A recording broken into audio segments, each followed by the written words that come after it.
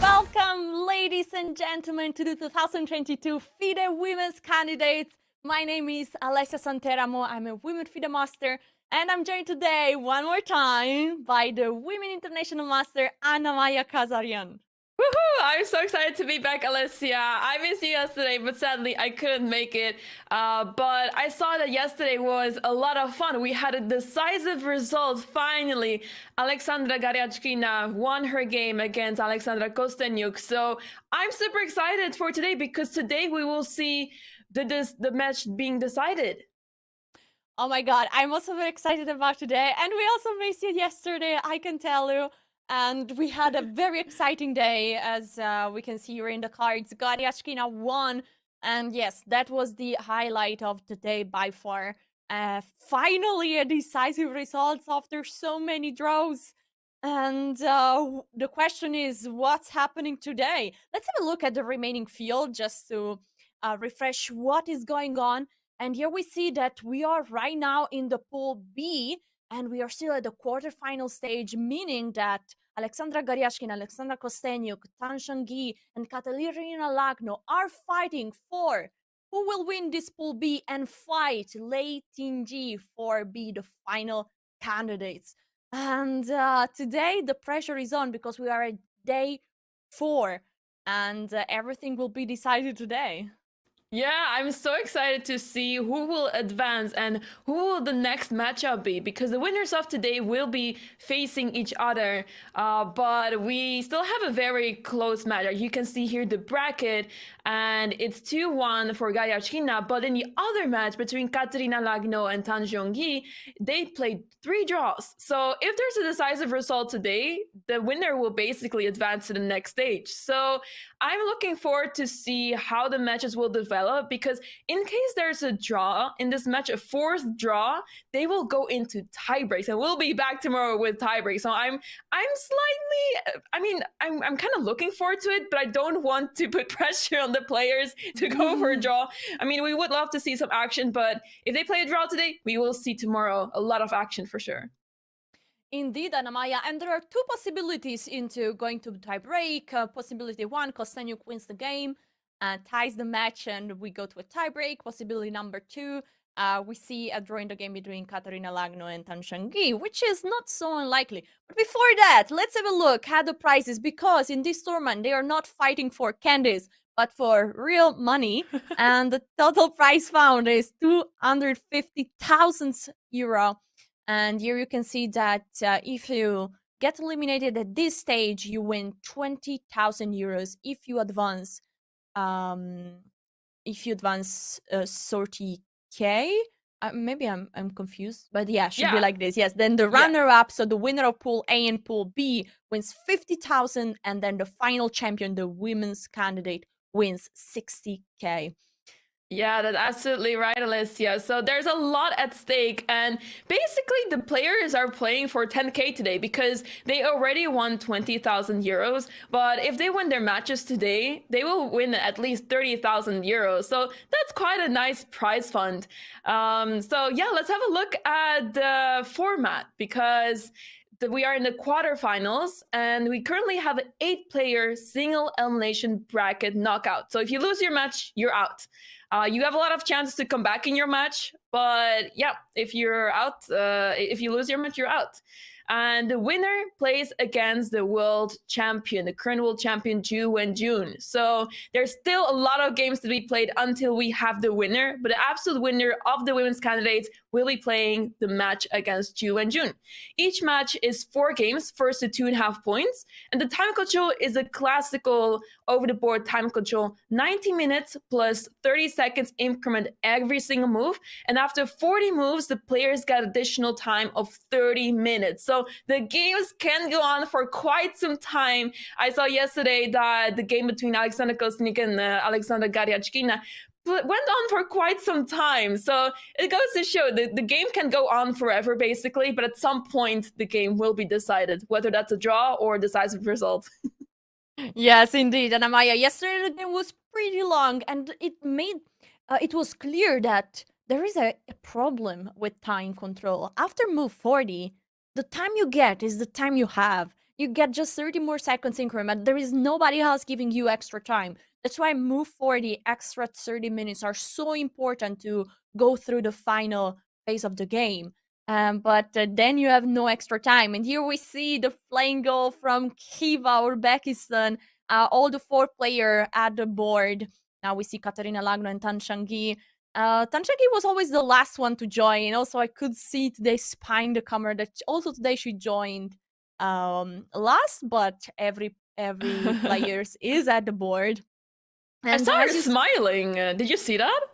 Oh, I missed the smile, but I think it's a nervous smile, or unless something funny, maybe behind the scenes, arbiters were doing some TikTok dance, and we didn't see that. One day we'll get to the era where we see arbiters making TikTok dances. Well, you need to produce this content, you know? We know all about it, but yeah, the players are ready. They're at the board, and it's looking pretty tense now. I mean, the final minute before the game starts, it's pretty nerve-wracking. You want to start right away, but there's this like intense 1 minute that you need to wait until you can get started. Indeed, and you said it very well before. This is a basically 10,000 euro game. If Katarina Lagno or Tan Zhongyi win, one of them wins the game, that is like 10 extra thousand euro. So it's really an important game, and Katerina Lagno was always pushing in each one of the three previous games.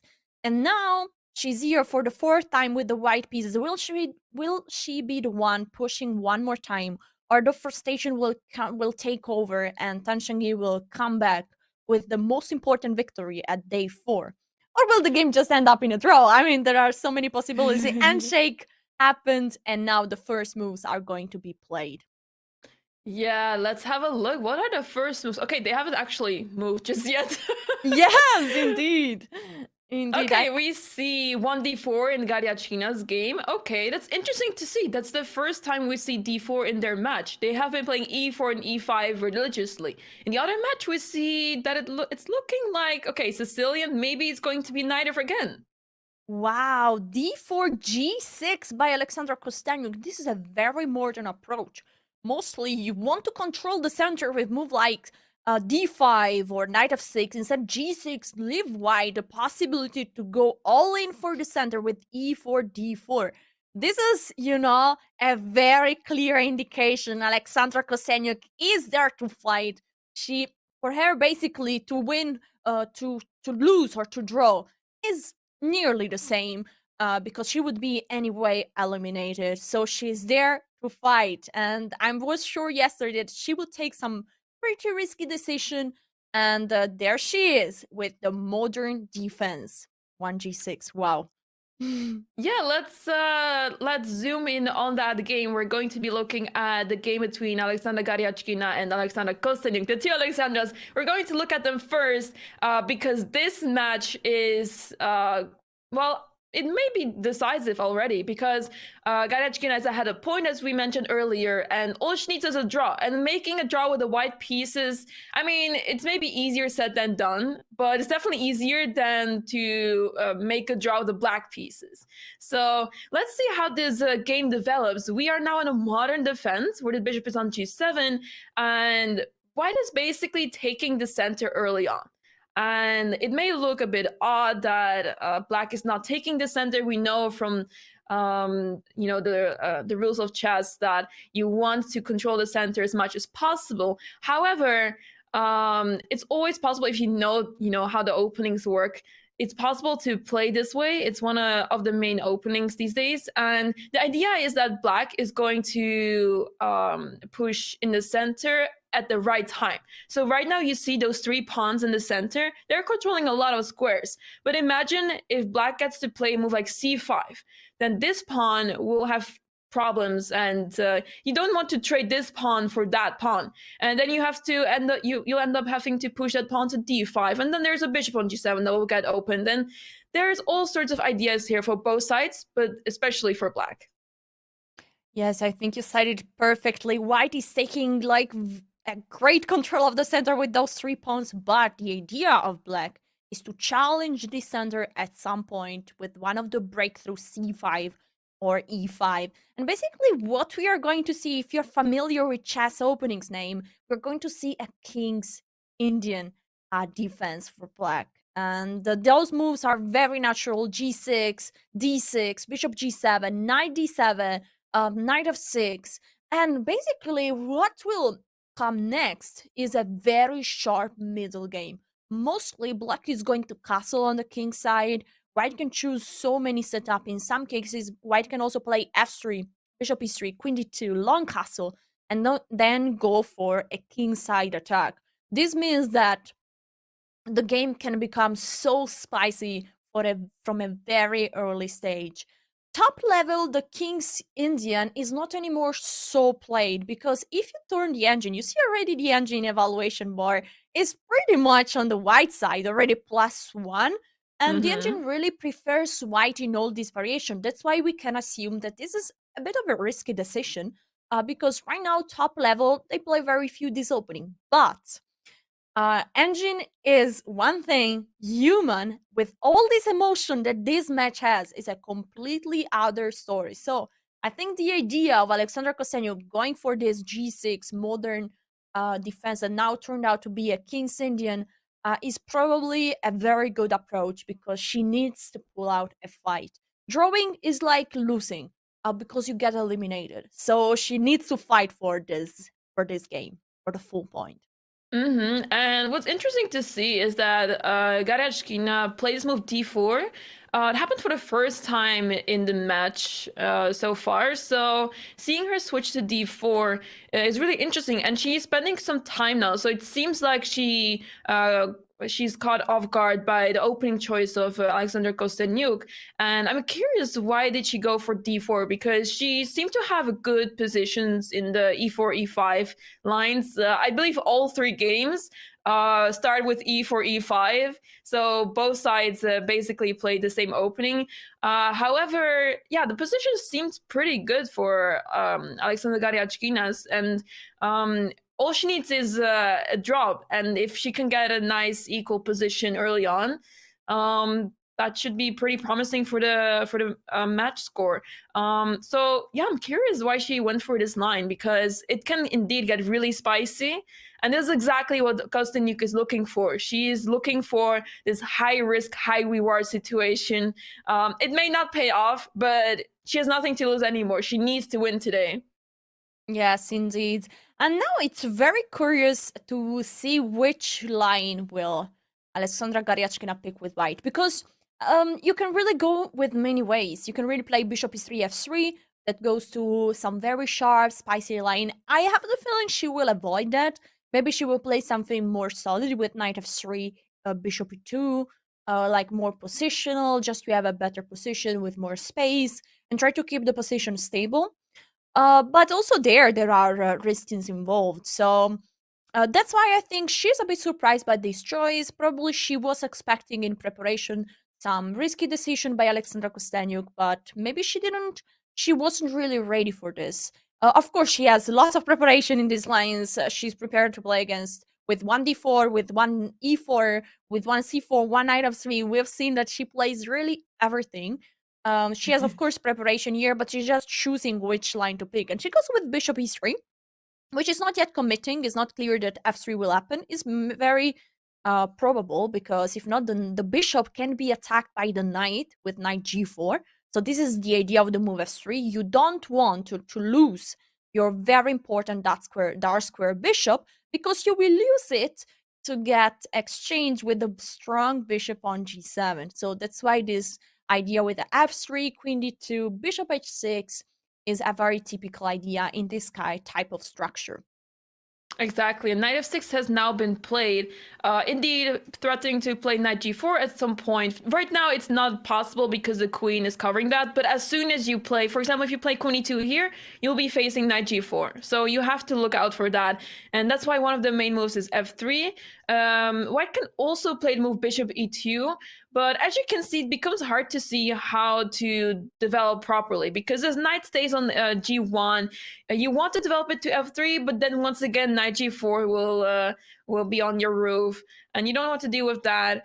And yeah, knight to h3 looks a little bit awkward. So sometimes they keep the knight on g1, but it really depends what setup Garyachkina is going for. With this move c4, she's basically committing a lot in this position, because it looks a bit dangerous now to go long castle. Where do you want to put this king?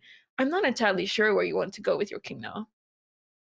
Yeah, I feel like this could lead towards a semish where you actually go for a long castle, and you said it's very well, is risky, but I mean, can lead also to very quick attack. White has more space, and mostly if you play c5 or e5, white can at any point block the center with the move d5, or like to open up and so play at the center. I'm not really super familiar with these openings because I'm not a d4 player and I don't play King Sindian with black. But I've seen some games with this, and they can lead to very sharp position. I usually started to look it for black. I wanted to play something sharp with black, and f3 is on the board. So I feel like we're really leading towards something pretty much crazy. But according to the engine, one more time, you see, white should have the upper side here. So I feel like the decision of Alexandra Kostenyuk is very reasonable, but it can be that this ends in 1-0-0-1. I feel like at this moment, the draw is the less likely result in this game. True. Yeah, anything can happen in this game, and yeah, that makes this even more exciting than it already was. But yeah, I'm used to this opening with the pawn on c2. With the pawn on c4, it's so much more different. And on the one hand, you're taking so much space with the white pieces, but as you said, you're also vulnerable to attacks from black in the center. So moves like c5 and e5, and then you have to play moves like d5 because if you capture one of those pawns on e5 or c5, you will lose the advantage that you have in the center, and you want to maintain having this sort of space. And without a d4 pawn, it will be very difficult, especially if this bishop opens up. That would be really, really dangerous for white. And we see now a6 has been played.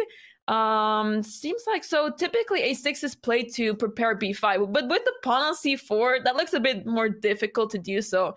But I wouldn't be surprised if there's going to be some sort of sacrifice involved by playing b5. Maybe c6 will be played first to prepare to move b5, but I think we're looking at a really exciting game already.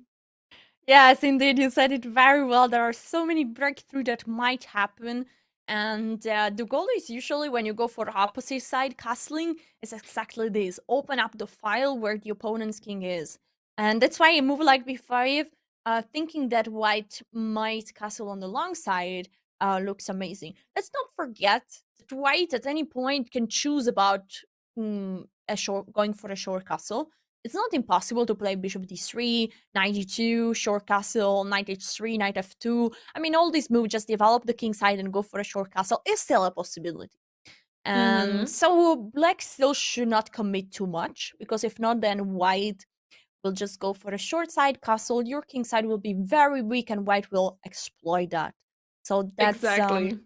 important to prepare, but important not to commit too early and wait to see where the opponent is actually going.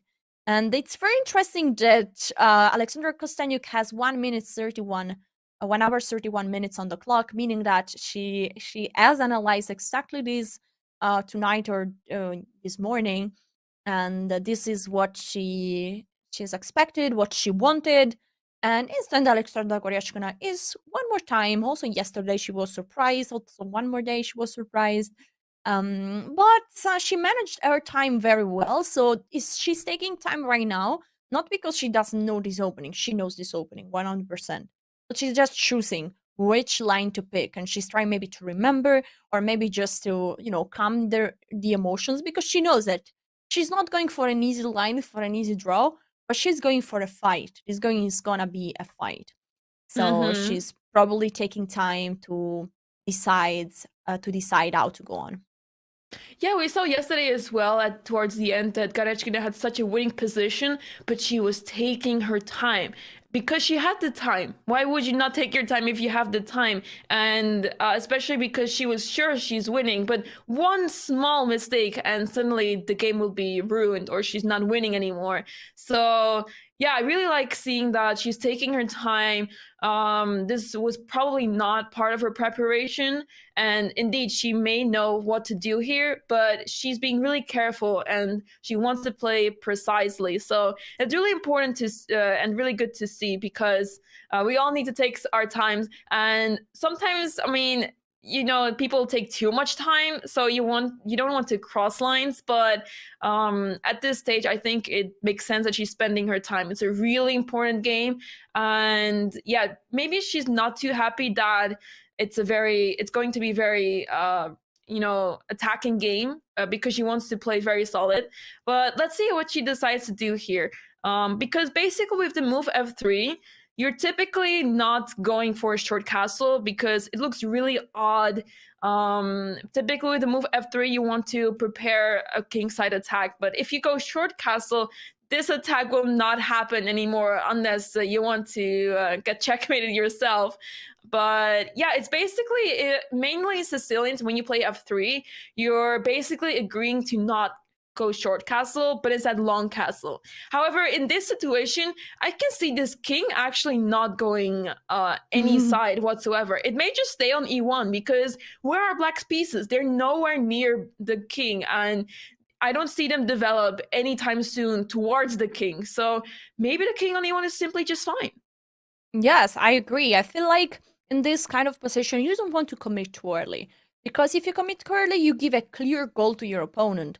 So let's say if the next two moves for white would be like queen e2 on castle, then it's clear that black will start to go really b5, c5, try to open up the queen side as fast as possible. Then queen a5 is also a typical move. Bishop b7, rook c8. Those are all typical attacking moves towards the queen side. So I totally agree. I feel like we're gonna see some development, and the king will be probably one of the last to take a decision. Yeah, exactly. And yeah, once white decides to go for long castle, you can definitely afford to play b5, sacrificing a pawn, because you'll have such a huge attack with imagine that c takes b5, a takes b5 will happen. There will be two files for black to attack on the queen side. So that is stepping into danger zone, and exactly that's why you want to keep your king for now on e1 and make that decision later. So bishop d3 has now been played. It seems like Alexandra is preparing to move knight e2. But yeah, where is this king going? I can also see this king simply going to f2 because the king is safe there, and I don't see what black can do against it. Well, maybe not right now, king of two. No. Maybe in the future, yes. I would take it easy with such moves. But I understand your point. Maybe one day, very far away, king of two might also be an option. I'm sure that chat would love that suggestion of king of two. But I feel like if Alexandra Garyashkina would listen to this right now, she would look at you in a very angry way. Okay, I do have a reason behind it, because I want to keep the rook on h1. Maybe if I start attacking on the king side, my king will be slightly exposed, but on f2 there's still some coverage and there's a lot of pieces near me, and I don't see how black can actually attack me. So if I get my pawn to h5 and I open up the h file, maybe some action can happen like this, and I don't think with the black pieces you want to run into that. So maybe short castle by black will also be delayed until there will be a clear decision made by white. Yes, I feel like it's safer for black to go long castle rather than white to commit too early with, for black to go short castle here. Because let's remind what is one of black's plan in this position is to go long castle, remove the knight from f6 or knight h5 or knight e8, and then go f5. This is also one of the plan.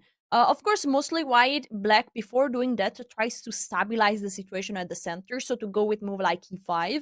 What is happening here is a completely modern approach, so it doesn't look too much like a King's Indian, but rather like a super modern variation. I mean, this move a6 rook b8 seems very new, and seems like really what Alexander Kosenyuk wants is to bring Goryachkina into a new territory. So going for something, some new move orders, and trying to destabilize this position and maybe also destabilize the opponent.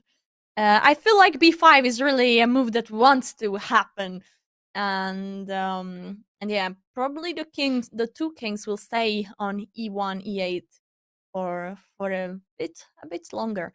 I don't know if the movie 5 will happen at one point. Mostly is a bit in the style of King's Indian.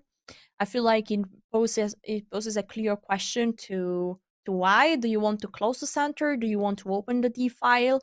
Or how do you go on? But it's a new move order. This is not happening. A6 rook b8 are not the move that you see every day.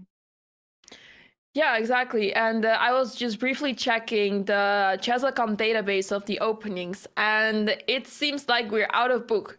Oh, yes. I don't see any other game. Maybe there is somewhere another game played, but in the Chess.com database of the openings, this is new territory. And new territory move 7, that says a lot. Yes, that's again a clear sign. Yesterday we were talking about Alexandra Kosenyuk going here for a fight with the black pieces, and she found exactly what she needed. And also she was very smart.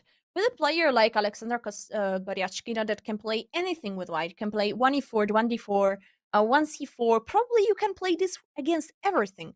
So she really went for something sharp. She studied this position. She knows that the engine is not supporting her 100%, but she's prepared. and she's confident that this is a very good chance to reach an unbalanced position and so to fight for more than just a draw. Mm-hmm. And she's played now knight g to e2, so almost all of her pieces are developed. All the miner's pieces are developed. And I'm expecting the next move to be queen d2 to prepare bishop h6. It's typically what you want to do here. And one of them was after queen d2 is, for example, you can play h6, but also h5. And it's not so clear to see how white can deal with that. Or, you might feel like it's a bad move because you're pushing a pawn on the king side and you're weakening squares, but it's hard to see how white can actually punish this. So this might be a logical continuation. What would be black's move here? Is Alexandra going to play b5 already? Because you're setting up everything for this move. You're playing h6. You played rook b8. What is her next move? Or is she going to prepare it with c6? I'm curious to see what her plan is, as this is now the moment where she's spending a bit of time. Yes, you are right. Probably, I mean, here white could have played knight e2, queen d2. Many moves are possible, and also bishop d2, bishop h6 is something that you can go very early. Sorry, queen d2, bishop h6 is something you can go very early because you want to exchange this bishop. And also, once you go on h6, black needs to take a decision. Do you castle to protect your bishop on g7? Do you take on h6, allowing the queen to get in a dangerous square on h6? Or what do you do? So this is probably also another possibility that white had. But Goryachkina didn't commit early. And now I feel like b5 early, maybe it's a bit too much, no? Yeah. Maybe it's like too early, because still you're sacrificing a pawn. That pawn can be captured. So maybe you're playing with c6, sometimes also c6, queen c7, b5. I see that in these modern lines, black really prepares this move slowly. But once b5 happens, you're happy because you're getting some counterplay. So yeah, I feel like we're in a very exciting position. As you said, this is new. Maybe with some move orders, we might get back to a position that is already played in a few moves. Maybe. I will check in the chess-based database too. And yeah, what do you think? Maybe we go back to the bird's eye view. We see what is happening in both chessboards, and maybe we try to see what happened in the other board, in the other game, because I'm very curious. It's also in a very important game. Katerina Lagno and Tan Shangi are fighting in a sudden death game. Basically, who wins advance to the next stage. So it's a very important game. We saw Katerina Lagno doing so well in the previous game. No matter if she was white or black, she always had chances. And this is very important in top level classical games because chances are what you need. Players are very strong, but when they do accuracy or small mistakes, they are giving opponent a chance. And then okay, you need to convert a chance. This is still an hard task. Yesterday we were so close, but the rook hanging with an extra pawn for Katerina Lagno was not enough to be converted into a full point. But today she has one more time the white piece. Is again another modern, another g6. What was this opening, Anna Maya? Yeah, let's have a look from the start. So we saw that it was a Sicilian, and with c takes c4, knight takes c4, and this time knight f6. So remember in the other game where it was a Sicilian, they played the move bishop b5 check, and it was a complete different position. Now Katerina decided to go for d4, the open Sicilian, and after knight f6, knight c3, and the dragon. Yeah, this is another. I have somebody in my community that's a huge fan of the dragon, and they will be very excited about this opening. They're also he's a football player and loves the dragon, and they go for it in every game. I see Tan Shanqi is an expert of the Sicilian. She plays the knight from mostly. But she changed, which is another sign. Probably in the previous game, Katerina Lagno was so much prepared, so well prepared. Remember 2 days ago? Yes. This bishop b5 line, and then there was like 20 moves of preparation. She was incredible, and it was very dangerous. Tan Shangi got to a very risky position out of the opening, basically. Katarina Lagno was all in preparation. And so she wanted to avoid that, and she went for a line that, let's face it, is another risky decision. The dragon is not played so much at top level right now. Can be played. When I say this, I don't want to discourage anyone from playing the dragon. I mean, really, I can play the dragon. Anna Maya can play the dragon, and unless we are talking, and also, I mean, also Grandmaster can play the dragon. But when we talk about like top super extreme Grandmaster like Hikaru Nakamura, Magnus Carlsen, they like tend to not choose this opening because they want to be really, really super, super precise. A Grandmaster also tends to be tends to exclude it, but it's still possible, as you can see. And especially for a very important game where you need a decisive result. Yeah, exactly. There's so much theory already in the dragon, and that's what people are avoiding because I'm not entirely sure how many moves, but I'm pretty sure there's like 20 moves at least of theory in the dragon. People have played this so much, and they have analyzed this thoroughly. So yeah, I'm pretty surprised about opening choice, but it's definitely going to set the tone in the match now. It's going to be another exciting game here. And the next move of Katarina might surprise you. It is not one of the main lines here, because basically one of the main lines here is to play bishop e3 and then play f3, queen d2, and if you want, you can play bishop c4 and long castle. Though this is the main line of the dragon, but instead she went for g3. This move g3, it basically is a solid approach. You typically go for a short side castle and simply develop your pieces: bishop to g2, bishop to probably to e3, and you may also want to include h3 to stop any sort of knight g4. It's a different approach to this opening. When I was done with the playing against the dragon myself, I also tried this, but with not so great success. So I'm curious to see how Katarina will be dealing with this. So knight c6 was played, bishop g2, bishop d7 is all very logical, and knight d to e2. This is a pretty surprising move, but it's a very typical one when you play the move g3 in Sicilian, because you don't want to trade pieces and you want to keep this knight on the board. So you don't want to trade it for this knight just yet, because yeah, it will be much easier for black to play. Bishop will get to c6 very easily. And yeah, you want to keep this knight on the board. Bishop e3 soon will be played, queen d2, and typically short castle. Not really long castle, because this bishop gets really strong at his diagonal, and white's attack might be a little bit too slow now, especially with the move g3. You're basically committing to not attack on the king side. So a few more moves have been played: bishop g7, short castle, and indeed h3. This is the position. Have you seen this position before, Alessia? Wow. I'm not sure if I've seen this decision before. I feel like I recognize the fianchetto of both sides, and this plan with knight d2 is very typical. You don't want to exchange pieces. And I feel like this game is gonna be actually very, very interesting. I understand the decision of g3 for Katarina Lagno. I feel like at move 6, I think it was, she wanted to go for some lines that probably Tan Changyi didn't prepare really a lot, because that move is pretty atypical in that position. But probably Katarina Lagno has seen this variation not so long time ago. And that's why she goes for something that is not considered the best of the best against the dragon, but something for sure solid, good, reliable, and that she knows how to place her pieces. And it seems like very easy, no? h3, at one point she will go for bishop e3, f4, you will take space in the center, and just build up your position. Queen d2, queen d3. Sometimes there are moves like knight d5, and always you need to see how far can you go with the f pawn. Can you go f4 f5, or can you go f4 e5? So I have the feeling that also in the previous white game by Katarina Lagno, the opening chosen was bishop b5, and she went for some line that actually is equal according to the engine.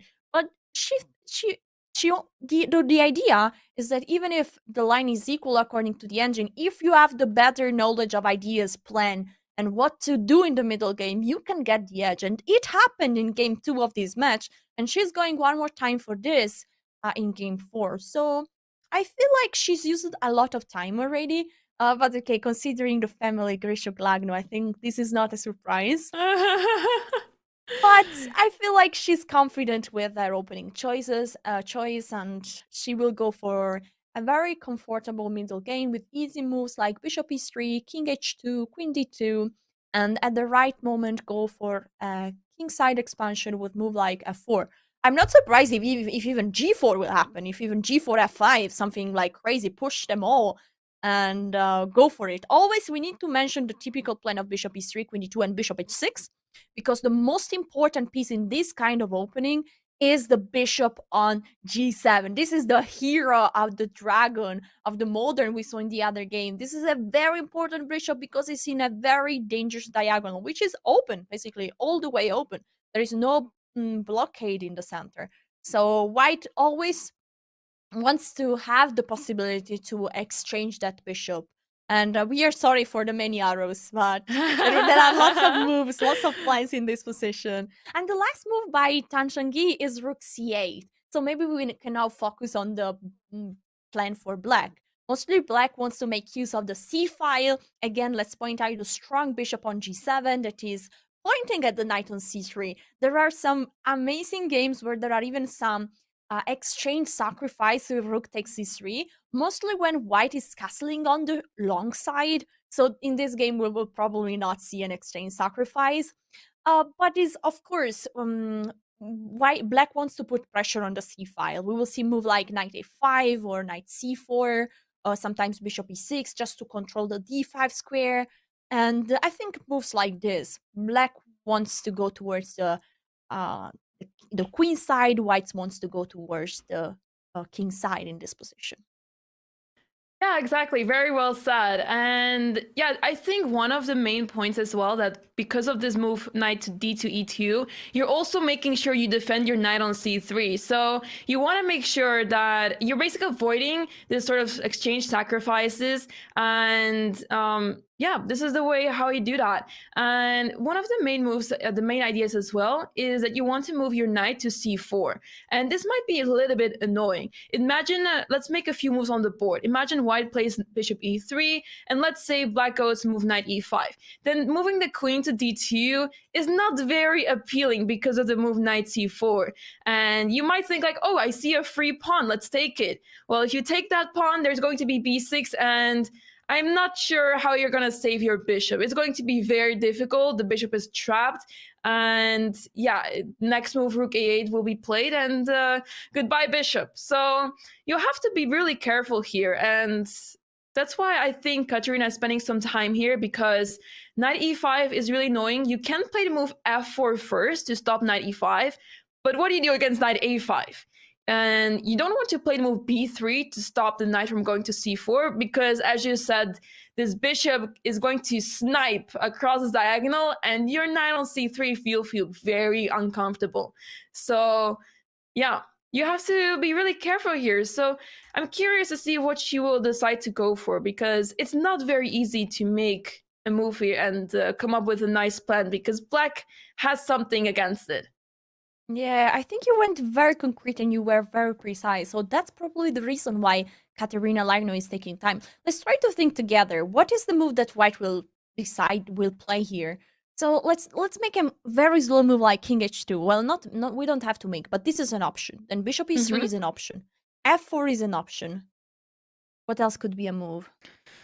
Yeah, what else? I'm considering, maybe this is a very strange move, but I want to play rook b1. So I can play b3, and you could even shift the attention to play bishop b2. And I think That's you nice. have time for this. I think you have time for this, because I don't see how black can immediately involve some tactics in this position. So I really think that if you start with rook b1, maybe you get to play b3, and then this knight will not be able to go to c4. I would really like to see that. I really like your b3, rook b1, b3. It feels like new. It's not something that you do in the dragon, but this is not really a typical position. We already went with one fianchetto on the king side. The king is very safe, and it's a way really to counterattack the bishop on g7 in a very modern and just creative approach. So I really like this rook b1 b3. I think it's a concrete way to solve many problems, because you pointed out b3 would control the square on c4, but then you have problem on the long diagonal. So rook b1, b3, bishop b2 solves all these problems. I really like that. Maybe this is what Katerina Lagno is considering. Yeah, I'm checking the Chess.com openings database, and how many moves do you think are being played here? Take a guess. 69. Close. There's 12 moves in this position. Ooh. And I have a hard time understanding how this is possible. Wait, and 12 moves by white? Yes. 12 different moves. And some of them make very little sense to me. The top move, the most played move, is the move a4, which makes no sense if I look at it right now, because you're weakening your square, the b4 square, and I'm failing to see what the reason is behind the move a4, because, I mean, not only are you weakening your b4 square, the knight can simply jump to b4, but after a4, then what? I mean, what is the plan behind this? Do you want to play b3, bishop a3? But I don't see anything after this, so this is rather surprising. Yeah, I feel like that a4 is a very enigmatic move. Wow, okay. I feel like, and rook b1, is this move played? We don't see. Oh, you mean in the openings? It's played once and black won. So okay, I'm slightly disappointed to see this, but it is what it is. It is what it is. Okay, let's try to see the idea of a4, because there must be some idea.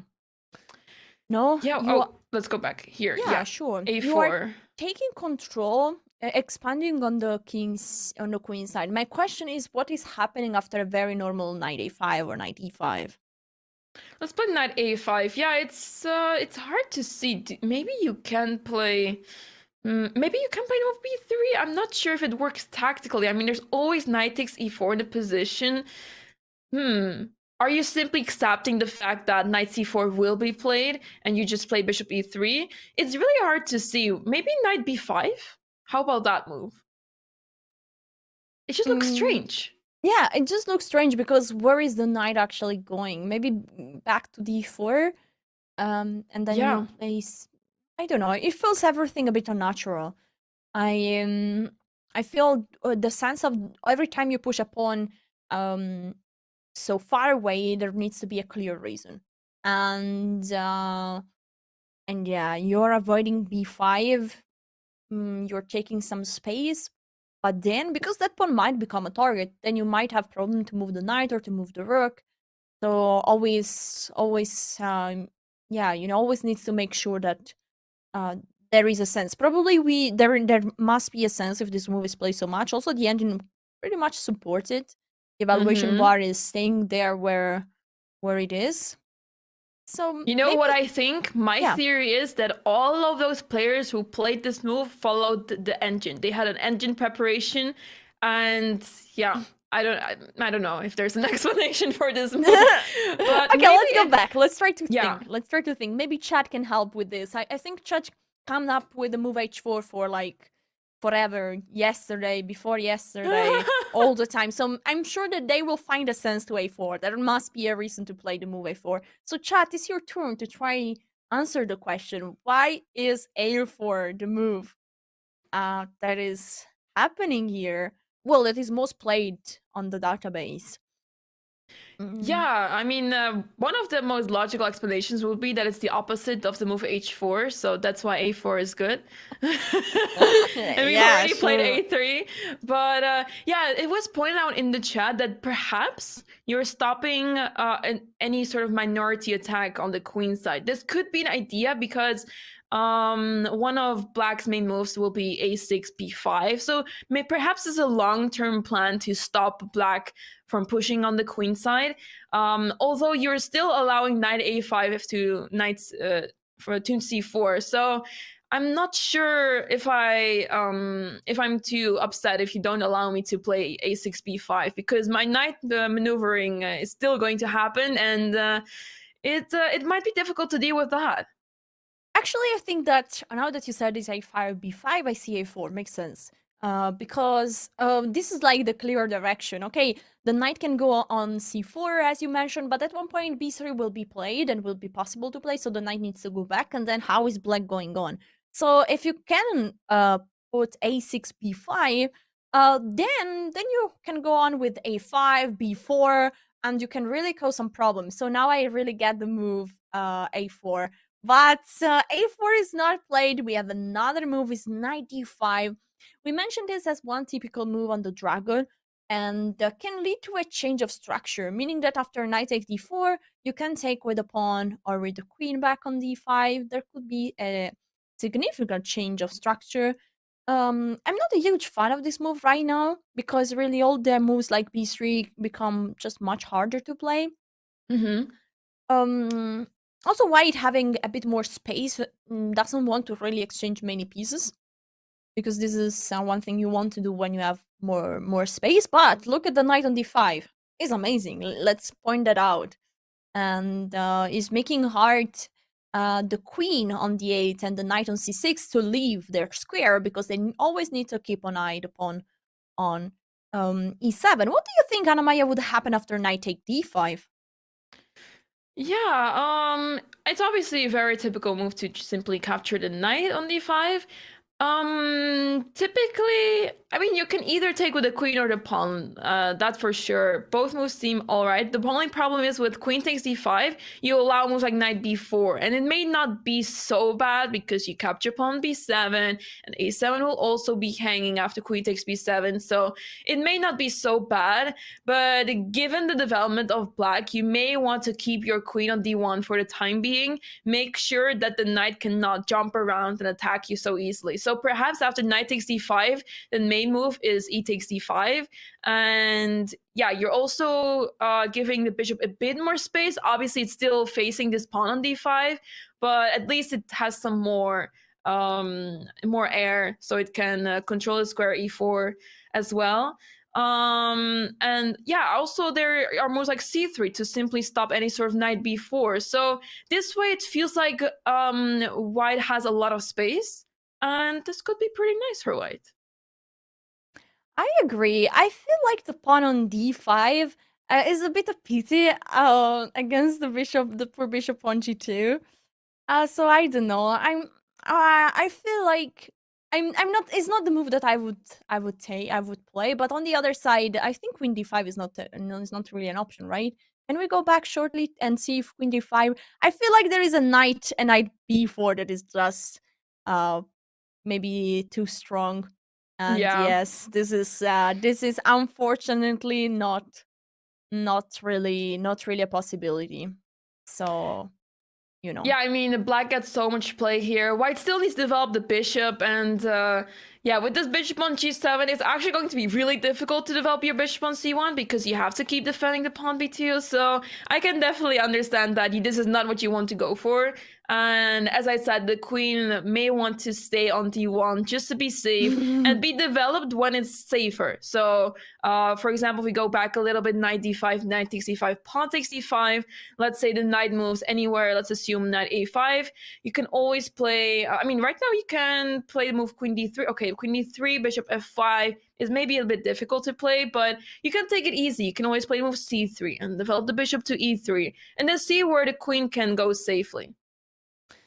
Yes, I feel like this is the right approach for white, and this is the right way to go on. I really like your, how you said, c3, bishop e3 looks look like a great way. And basically you stop a bit all the plans for black on the queen side. So I like, and also white can play on the e file right now, because let's not forget that the pawn on e7 is going to stay there for a long time. It's blocked, cannot be pushed. So rook e1, knight e4, even bishop g5 at some point are moves that can be played and should be considered. Of course, at the right moment. You don't want to leave any b2 hanging. So c3 probably will be happening too. And I feel this is what Katerina Lagno would like to have here. But the question is there any alternative to knight 85? Because we just considered this move, And is there something else that black can play? Because black is not forced. Again, chess is not checkers, so you don't have to take things that can be captured, no? Yeah, exactly. And it's hard to see. I mean, of course, you can still continue with your plan to play knight a5 or knight e5 to jump to c4. However, without the knight on c3, it feels less powerful because this knight was a target with the bishop on g7 looking right at it. But now without the knight, you don't really have this attack on anymore. But you can still obviously go for this line and yeah, ask white the question if they want to take on f6, because I don't think black will be unhappy with this trade. I think they will be pretty happy. Knight takes f6, bishop takes f6, and yeah, that doesn't look so bad for black. I agree, and the evaluation bar agrees with you too. So this is Great. probably this is well, it's always we were talking yesterday about some philosophical the importance of the evaluation bar, because it gives you some indication where there is something, some hint, and always having the evaluation of the position helps really a lot to have a guidance of where to go, in which direction the game is leading to. Because if not, really, before saying anything, you might have to stay there and think 10 minutes, because the positions are not so easy to evaluate, and it's not like that you do this and okay, slight advantage or equal or clear advantage, or you need to think. And sometimes things are also very very tactical, and there are some concrete reason. And so without maybe a concrete reason, it would be the position would be equal, but there is this precise subtleties, and then will be at the end a weak pawn. And so sometimes it's a mixture between tactical reason and long-term strategical partners in the position that then gives the evaluation of a position. And right now, white is doing all right. I like the move 95, and I feel like this game is going to proceed slowly towards white and black going for up in opposite direction, white towards the king side with at some point move f4. Do you think f4 will happen or not? In this position, it may just happen. It doesn't look like a bad move at all.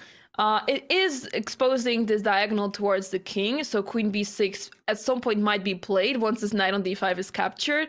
But yeah, I mean, you're not too worried about that with the white pieces. You can always hide on h2 with your king, so f4 might just be played. I can see that happen. Yeah, I can see that. I can see that too. And also, I feel like I see if there was a very interesting comment in chat by Alex. A4 is indeed an engine move. The point is to prepare a queenside expansion, especially against queen a5. I feel like it's very important to stop black's queenside expansion too. So a6, b5, you really want to play against that because it's a very strong plan that doesn't have too many downsides for black. So good to stop that move. And maybe it will still happen. I mean, let's go to the current position, because I don't feel like that move is impossible. And maybe it can still happen. Maybe white will wait for a6. Even if b5 can happen straight away and you don't need to play the move a6, maybe you can just go with b5. It looks a bit like not so natural, but is a move that can definitely be considered by black, going with b5, a5, knight c4, and keep going with the minority attack. What move do we expect for white here? Oh yeah, right now it's white to move. I was so focused on the move b5. Yeah, sure. Yeah, what can white play here? I mean, we discussed f4 could be a really interesting move. You can also play bishop e3 if you want to, and maybe you get to take on a7 because, well, it's actually hanging there. But okay, you have to calculate this precisely. I think once black plays move b5, you can definitely play bishop e3, and then you have to be really careful on the queen side because now a7 is weak, and if you move that pawn, bishop b6 might be played. So there's all sorts of moves here, and I think the move that will be played is f4 for the simple reason you attack this knight, and after this knight move, so for example, knight goes to c4, yeah, perhaps you want to, yeah, I want to play b3, but not right now. That doesn't really look too good, since the bishop on g7 is really dangerous on this diagonal. But perhaps you can prepare it once again, rook b1 and then b3. Or maybe you don't play f4 just yet. Maybe it's a bit too early and you go for a safe move like king h2. No rush whatsoever. But I would say knight takes f6 is definitely not the move you're looking for here. You don't want to trade this desperately. And I think white would prefer that knight takes e5 will happen and then you capture with the e pawn. As we mentioned before, as we saw this position before, that looks much better for whites than having the pawn e4 and deal with this position. Yes, indeed. Unless the only case that I can see knight f6 happening is if white wants to win some tempos to develop all the pieces on the queen side. So let's try to put some moves. Knight take f6, bishop take f6, and then bishop h6 with tempo, because then you're attacking the rook, forcing the rook to leave. Probably black doesn't want to go back with the bishop on g7, exchanging the strong bishop, so rook e8, and then you can simply play the move c3, and now after knight c4 you can just protect with queen c2, or I don't know, some moves like that. And doesn't looks like a very stable position. And maybe if we go a few moves back, c3 is not even needed, because as long as the knight is on e5, the pawn on b2 is not really under attack, so you don't have to play that move. So I can imagine knight take f6 if you want to like win a tempo with bishop h6 in order to develop all your pieces on the queen side. Maybe this could also be possible. Yeah, that's a very good point. I really like that idea. Knight takes f6 and bishop takes f6, bishop h6. Really, really interesting to see. And that way you also get your bishop out. Previously, we said that the bishop might be stuck on c1 to defend the pawn on b2, as the bishop on f6 is attacking that. But this way you're attacking the rook on f8, so they have to move. Bishop g7 can indeed be played, but let's say rook e8 will be played. And then you can focus on dealing with this pawn on b2. Maybe you play rook b1. Maybe we continue with a4 still. But after a4, perhaps knight c4 needs to be considered, and is looking pretty. You can obviously also play knight d4, because now seems like the right time to play this move, blocking the bishop on f6, and there doesn't seem a very clear attack on the queen side just yet. Obviously, you can still play knight c4, but now I'm not too concerned because I can play b3, and I'm not losing material just yet. Yes, indeed. I feel like white needs to be careful about the b2 pawn, and also the c2 pawn in some cases, because let's not forget the rook is hitting at that pawn too. But I feel like it's not clear if white will really pick this plan. It's possible, but let's go back to the current position. And white is using some time to think, because here you need to choose a plan to go on. And I want to have an asset. So let's go to the bird's eye view. Let's go on. Let's see what is happening in both games. I see there are some progress in both games, also in the one with between the two Alexandras. And Tan Changyi is taking a break, probably because Katerina Lagna is having a very long thought. So I think like it's a very good moment to have a short break, and we will come back to see what happened in the game between the two Alexandras. Stay tuned with the FIDE women's candidates. Be right back. Around his passion and focus. That academic component, yeah, you'll get there in time. But what we don't talk about is the impact that it could have on your character. You know, what's the level of confidence that you can infuse in a child who grows up in a single parent home and don't get to see their dad? So if I teach him that he's the most valuable piece on the game and in life, how will that change him? What about that young queen? You're gonna need courage because you're a young Black or Latin queen. And in this culture and in this community and in this society, things aren't equal, nor will they be balanced. But on a chessboard, you are the most powerful piece. On a chessboard, there's equality. Hey, y'all.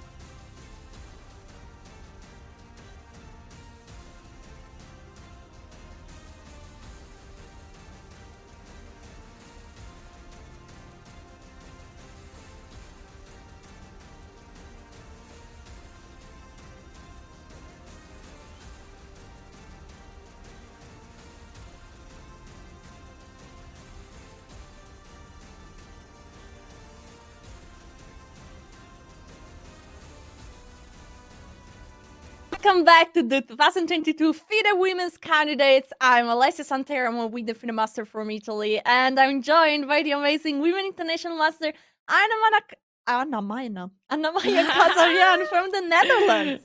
All good. Thank you so much, Alessia. Welcome back, everyone. We are in round 4, day 4, and today the matches might be decided as this is the final round of the quarterfinals. We have 2 very exciting matches. The games are very spicy today, so I'm really looking forward to see what's going to happen. What do we have here? How are the 2 games going, Alessia? I see that this is a very intense match. Alexandra Kosenyuk versus a chair. Not anymore because Alexandra Garyachkina is joining. But definitely Katerina Lagno is now facing a very strong chair. Let's pull that out. And this means that Katerina Lagno is taking an intense thought about the position. We have seen already before the break the position. There are different ways for White to go on. And she's considering which plan to pick. That's why I think we should go towards the game of the 2 Alexandras and see what happened there, because I see lots of moves have been played. Yeah, since we left off, a lot of moves have been played indeed.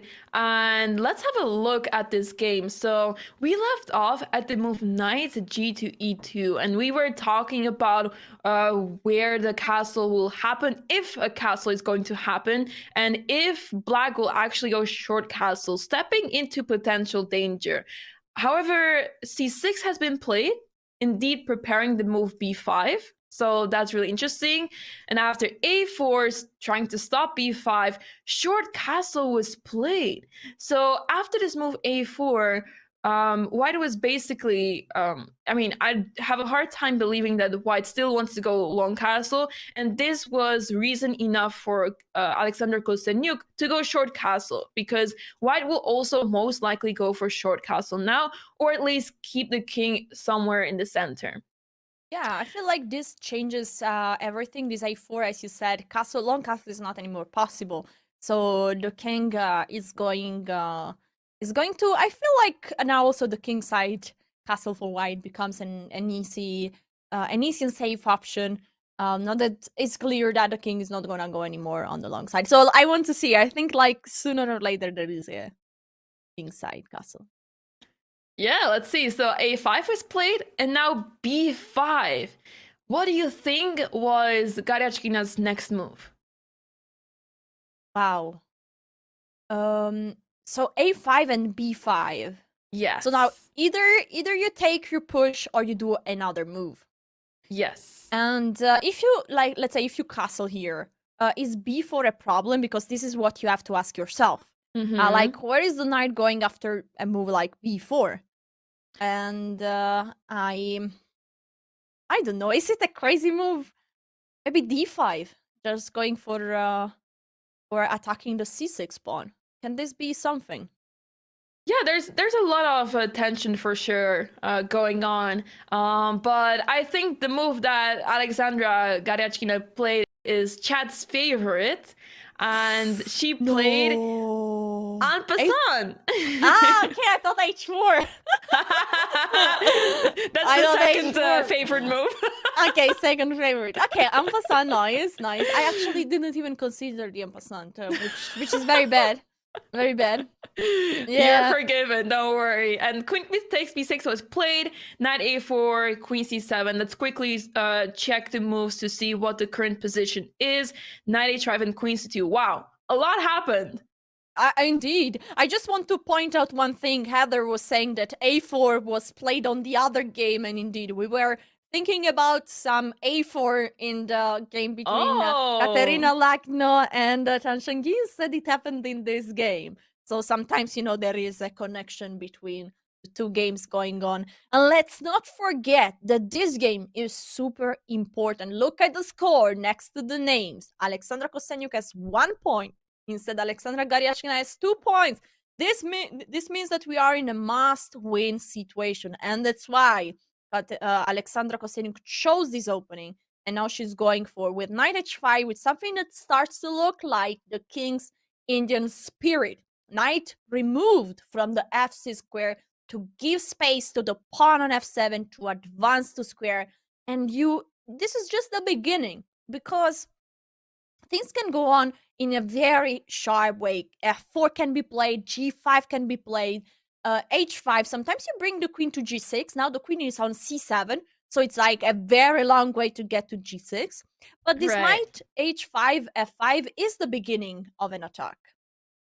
Yeah, exactly. And I think the difficult part for black here is that white has a really advanced queen side. I mean, the a pawn is gone from a2, so the rook has some squares on the a file, and also there are always moves like c5 in a position that you need to look out for. Maybe even d takes c6 involved, and that will slow black's attack on the king side down by a lot, because the attention will be a lot on the queen side. So yeah, I'm curious to see how Alexandra Kosnik will continue, because she may have some problems on the queen side that she needs to deal with. The pawn structure on the queen side is not really in her favor. The pawn a6 is alone, not being able to be defended by other pawns. So she will always have some issues on the queen side. And currently f5 is not possible because you simply capture that, and the bishop can capture it as well. So yeah, it's I would rather pick the white pieces because it looks a little bit dangerous. Perhaps black can maybe play some moves like c5 to shut it down, but it's not looking very convincing for me. Yeah, I understand your point. I feel like in this game it's always like opposite direction. I like to see how the pawns are indicating you the ways. Let's draw an arrow from G2 to D5, and this shows the direction where white should go. White is going towards the queen side here, and that's why move like C5, D takes C6 make a lot of sense. And instead, let's do the arrow d6 e5 is a shorter arrow, but it shows that black is going to attack towards the king side. And this why is not just like wanting to be an artist on the chessboard, but it's because the pawn on e5 gives black more space on the king side, and so you can start to attack in that direction. The pawn on d5 does it even better because it's on the 5th rank and gives white more space on the queen side. So this is where the action is going to happen. And you said it very well. There are lots of problems. You cannot play f5 immediately because that pawn is simply hanging. So how do you actually do that?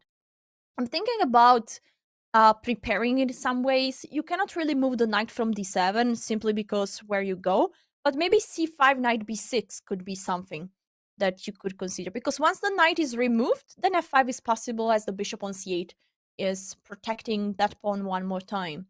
Also, one more idea could be maybe to bring the knight to g7, like bishop h8, bishop g7, but I mean, the bishop on h8 would not be having a fun time, so I would exclude that. Yeah, it's tricky for black, but I do like your idea, c5, knight b6.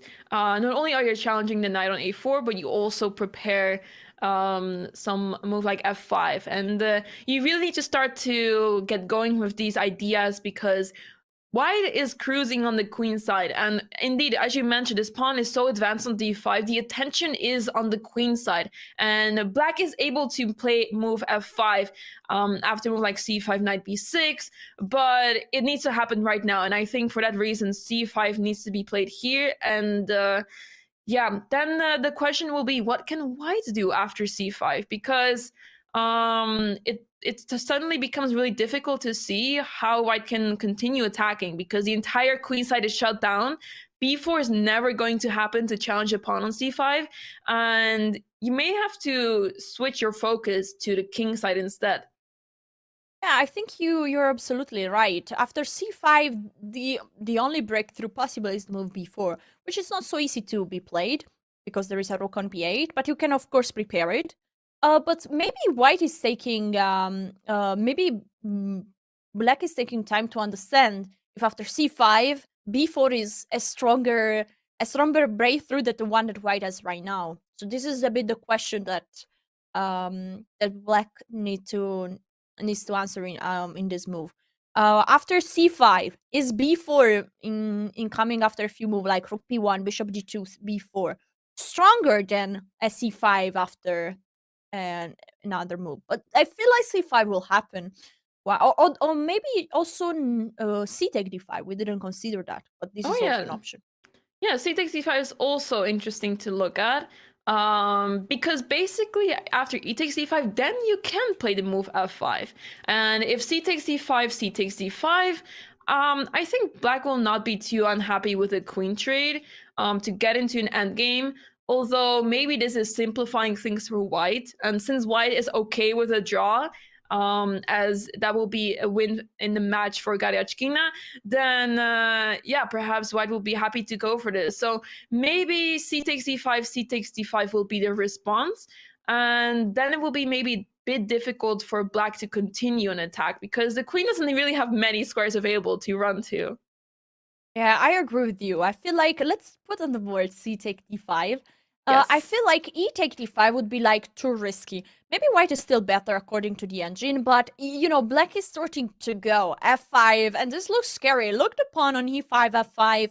They can advance at any moment, and this is starting to look a bit scary. And let's remind the situation of the match: 2-1 for Goryachkina. There is no need for Goryachkina to take any risk in this moment. So for sure, let's go back at this moment after c take d5, she would take with the c pawn. And I feel like this position is really good for white because going back to the plans, if black needs to attack with f5, f4, g5, having the queen on the boards is a huge help to keep going with the attack. The queen's mostly goes to g6, g5, and is used to attack.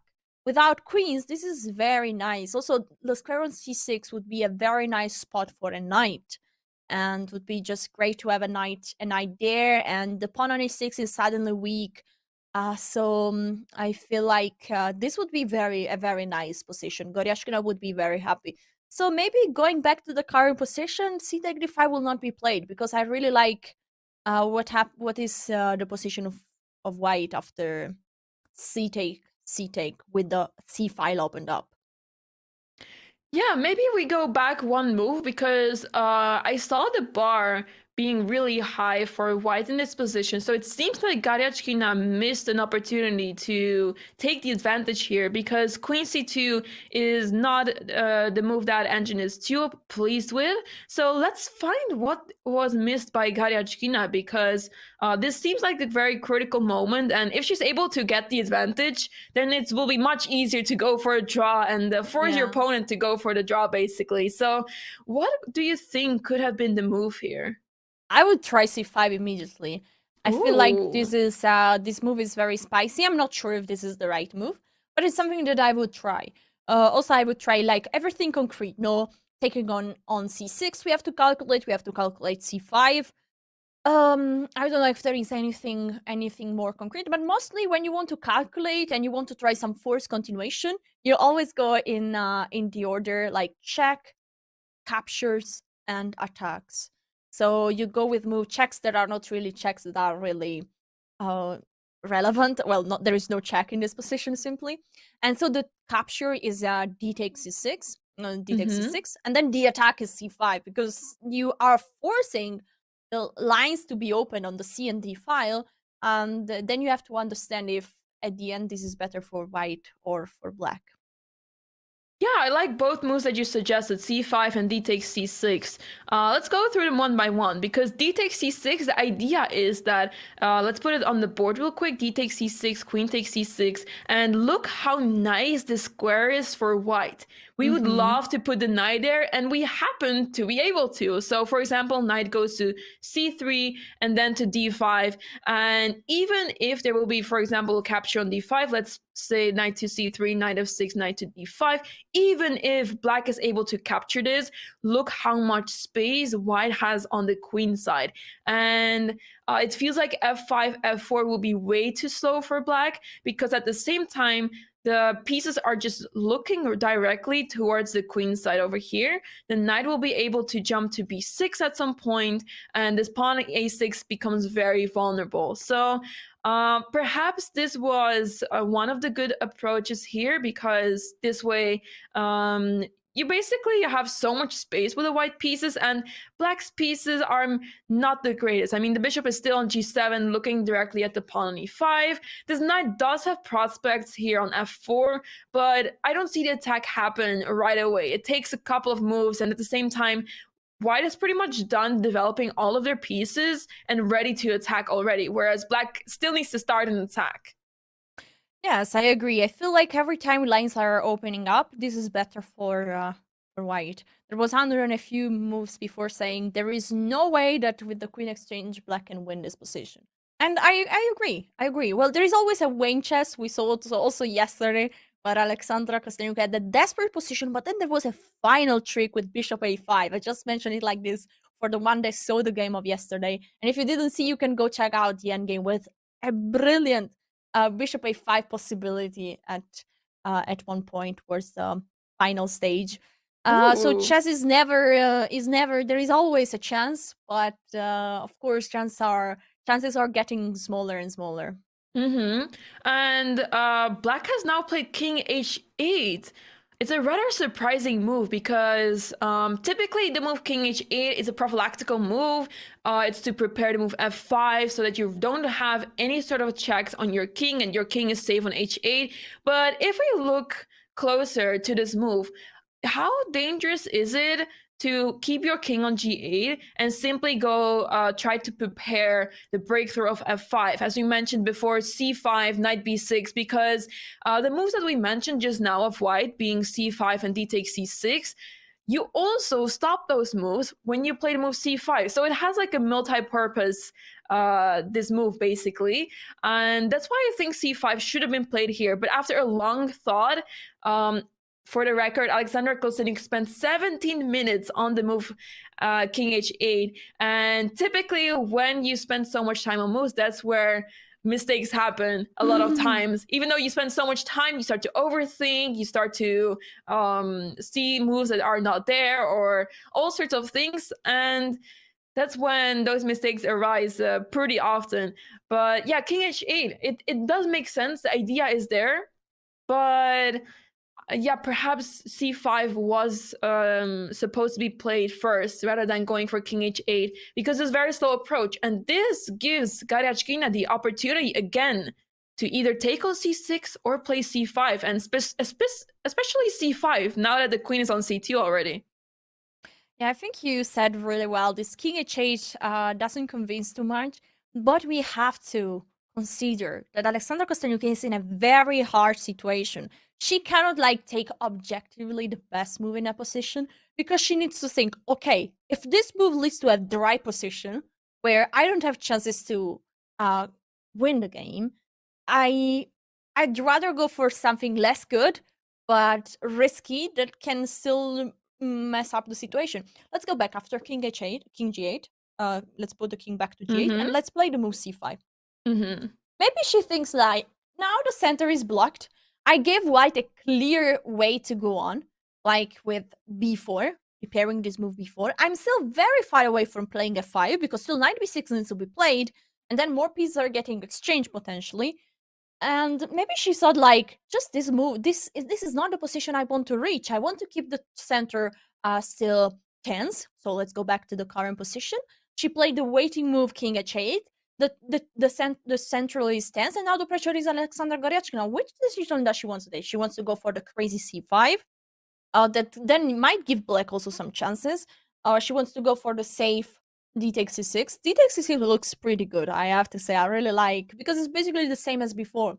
D takes c6, queen takes c6, and then you go with one of your knight towards d5. So I'm a big fan of this moves. I feel like Anama is of the same opinion. Yes. Nodding. Yes, absolutely. I mean, the square d5 is so beautiful for the knight, and even if you trade your knight for the other knight because they are able to capture your knight on d5, you can still take with the pawn on d5, and you have so much space. And white's by significantly better. And black's position is very shaky. This pawn d6 remains a weakness. Imagine, we saw this earlier as well. Let me make a few more moves on the board. Knight c3, knight f6. Let's just illustrate this, how this could potentially go. And c takes e5. And look how much space white has, even if there's a queen trade. I mean, there is so much happening here for white. You can move the knight to b6, rook to c1, and potentially infiltrating in black's position through c7 or c6 as well. And you can put so much pressure, whereas black's only plan that they could try to do anything here is move f5, and it's so slow, especially without the queen on the board, as you mentioned earlier. It's so difficult to start an attack here on the king side. So I would say that white's attack is much more powerful and will be much more difficult to deal with for black. I agree 100% with you. Just let's try to imagine how black would go on with an attack, because you said f5 would be just too slow. And the point is that after f5, white is not forced to take, because if white would capture, then you take back with the pawn, you open the g file, and you have some immediate, you see already. But white will just stay there. White will just stay, and you have to go on with f4, g5, move the knight, push h5, go with g4, and even then, after you get to g4, it's not that you're winning. I mean, you still didn't achieve much, because there are no queens on the board, so there are not checkmates. And white has even chances to just go with the king on f2, go on e3, and bring the rook on all on, and just abandon the king side and say ritirata, let's go on the queen side and let's win the game there. So it's like it would be like nearly a one-way game. Of course, black has chances here still to organize something on the queen side, on the king side, but I think like white and Garyashkina should be very happy with this position. Yeah, exactly. I really like white's position, and after king h8, we will have to see which move Alexandra goes for. Maybe we have a more proper look at the move c5, because especially now with the queen on c2, you're defending this this square c5. So maybe we take a quick look. What would happen after c5? Is this a move that white can consider? Because it looks very appealing. You're advancing on the queen side, you're putting more pressure on your opponent. But is this anything? What do you think, Alessia? Yeah, I like this c5 a lot. The only thing that scares me is tactically something like d takes c. We need to consider both capture. I feel like maybe c take d5 is the one that makes the position looks unstable, because once you take with the pawn on e takes, yeah, then f5, you know, and 2 pawns are connected, and so maybe you get chances. I don't know if you have to take first on c5 and then play f5, but it seems like this is exactly the kind of position that Alexandra Kostanjuk is looking for. Something messy where both sides are having an unbalanced position with chances to attack and to go for attack expansion on the king side for black and on the queen side for white. So this would be like the dream for Alexandra Kostanjuk. And the engine is also like very much in the middle, meaning that there are chances for both players. Maybe after 20 moves there is a perpetual, so maybe the evaluation is 0-0-0. But okay, this means like position is mess and equal chances. Yeah, precisely. And yeah, that goes to show c5 may not be so good, but unless you see a perpetual repetition somewhere in the next few moves. But given the complexity of this position, I'm failing to see where this would be. However, why playing c5 if you have the move d takes c6, right? So let's play king h8 that was played, and now d takes c6. That feels like a really strong move. It is a very positional move because you're freeing up the square d5 for one of your knights, either the one on a4 or on e2. I would much prefer to move my knight to d5 from e2, because this knight on a4 already feels very well developed, and yeah, can always jump to b6 at the right time in the future. But rook fc1 has been played. How do you feel about this move, Alessia? I feel like this is the same story repeating. Both players like prepare before striking and do some move that you cannot take back. I mean, let's say rook f to c1. If something goes bad, you can bring the rook back. It's no problem. But if you take on c6, it's not that you can take back that move. And so the players, and this is something that is very typical in Grandmaster, they never rush. They always try to improve their position and making the best before opening up the position. It's like preparation. It's like, preparing a nice dress and you slowly add all the details before bringing it to the public, before selling it. So it's I really like, the slow approach. We always want to go, okay, now take that one. Come on, take it. And no rush. No rush. And I feel like, again, this gives Black a chance for playing c5, but probably Alexandra Garyashkina evaluates that c5 is not good for Black. That she will be easily having some chances to play b4 or to go on. So in a way, she's really provoking that move. She wants that move to happen. And at the right moment, I think she will take on c6. And also, really, it's so hard to find a move for Black because c5 looks like the only move that you can play here. Yeah, don't rush improve first. Heather, that's good. Improve your position. Also, when you attack, I have this temptation that I go with 2 pieces attacking and then I leave some pieces home. And my Grandmaster sometimes tells me, hey, you gotta develop first all your pieces, improve them all, and just then you strike. Because sometimes you get too excited, you go with 2 pieces and then they are not enough to checkmate. And then all the rest is still sleeping, and so it's not good. Build up the position, especially when your opponent doesn't have really much to do. Like c5 looks the move to play, but if not, what else? Yeah, what I also wanted to point out quickly is that, remember we were discussing c5 with the idea to play knight b6? What if white plays bishop d2? Because the idea is anyways to prepare the move b4. And now I'm failing to see how you're going to be playing knight b6, because after knight b6 I simply play bishop a5, and white should be completely winning here. I mean, there's a lot of pieces hanging, and yeah, this knight cannot be saved anymore. But yeah, after bishop d2, the idea is at some point to play b4 anyway, so might as well go for this. And at the same time, I'm failing to see how Black can continue the development, because if knight b6 is not possible, then how will you ever play the move f5? So this might also be the reason why c5 is not played, because after bishop to d2, you want to play b4 anyways.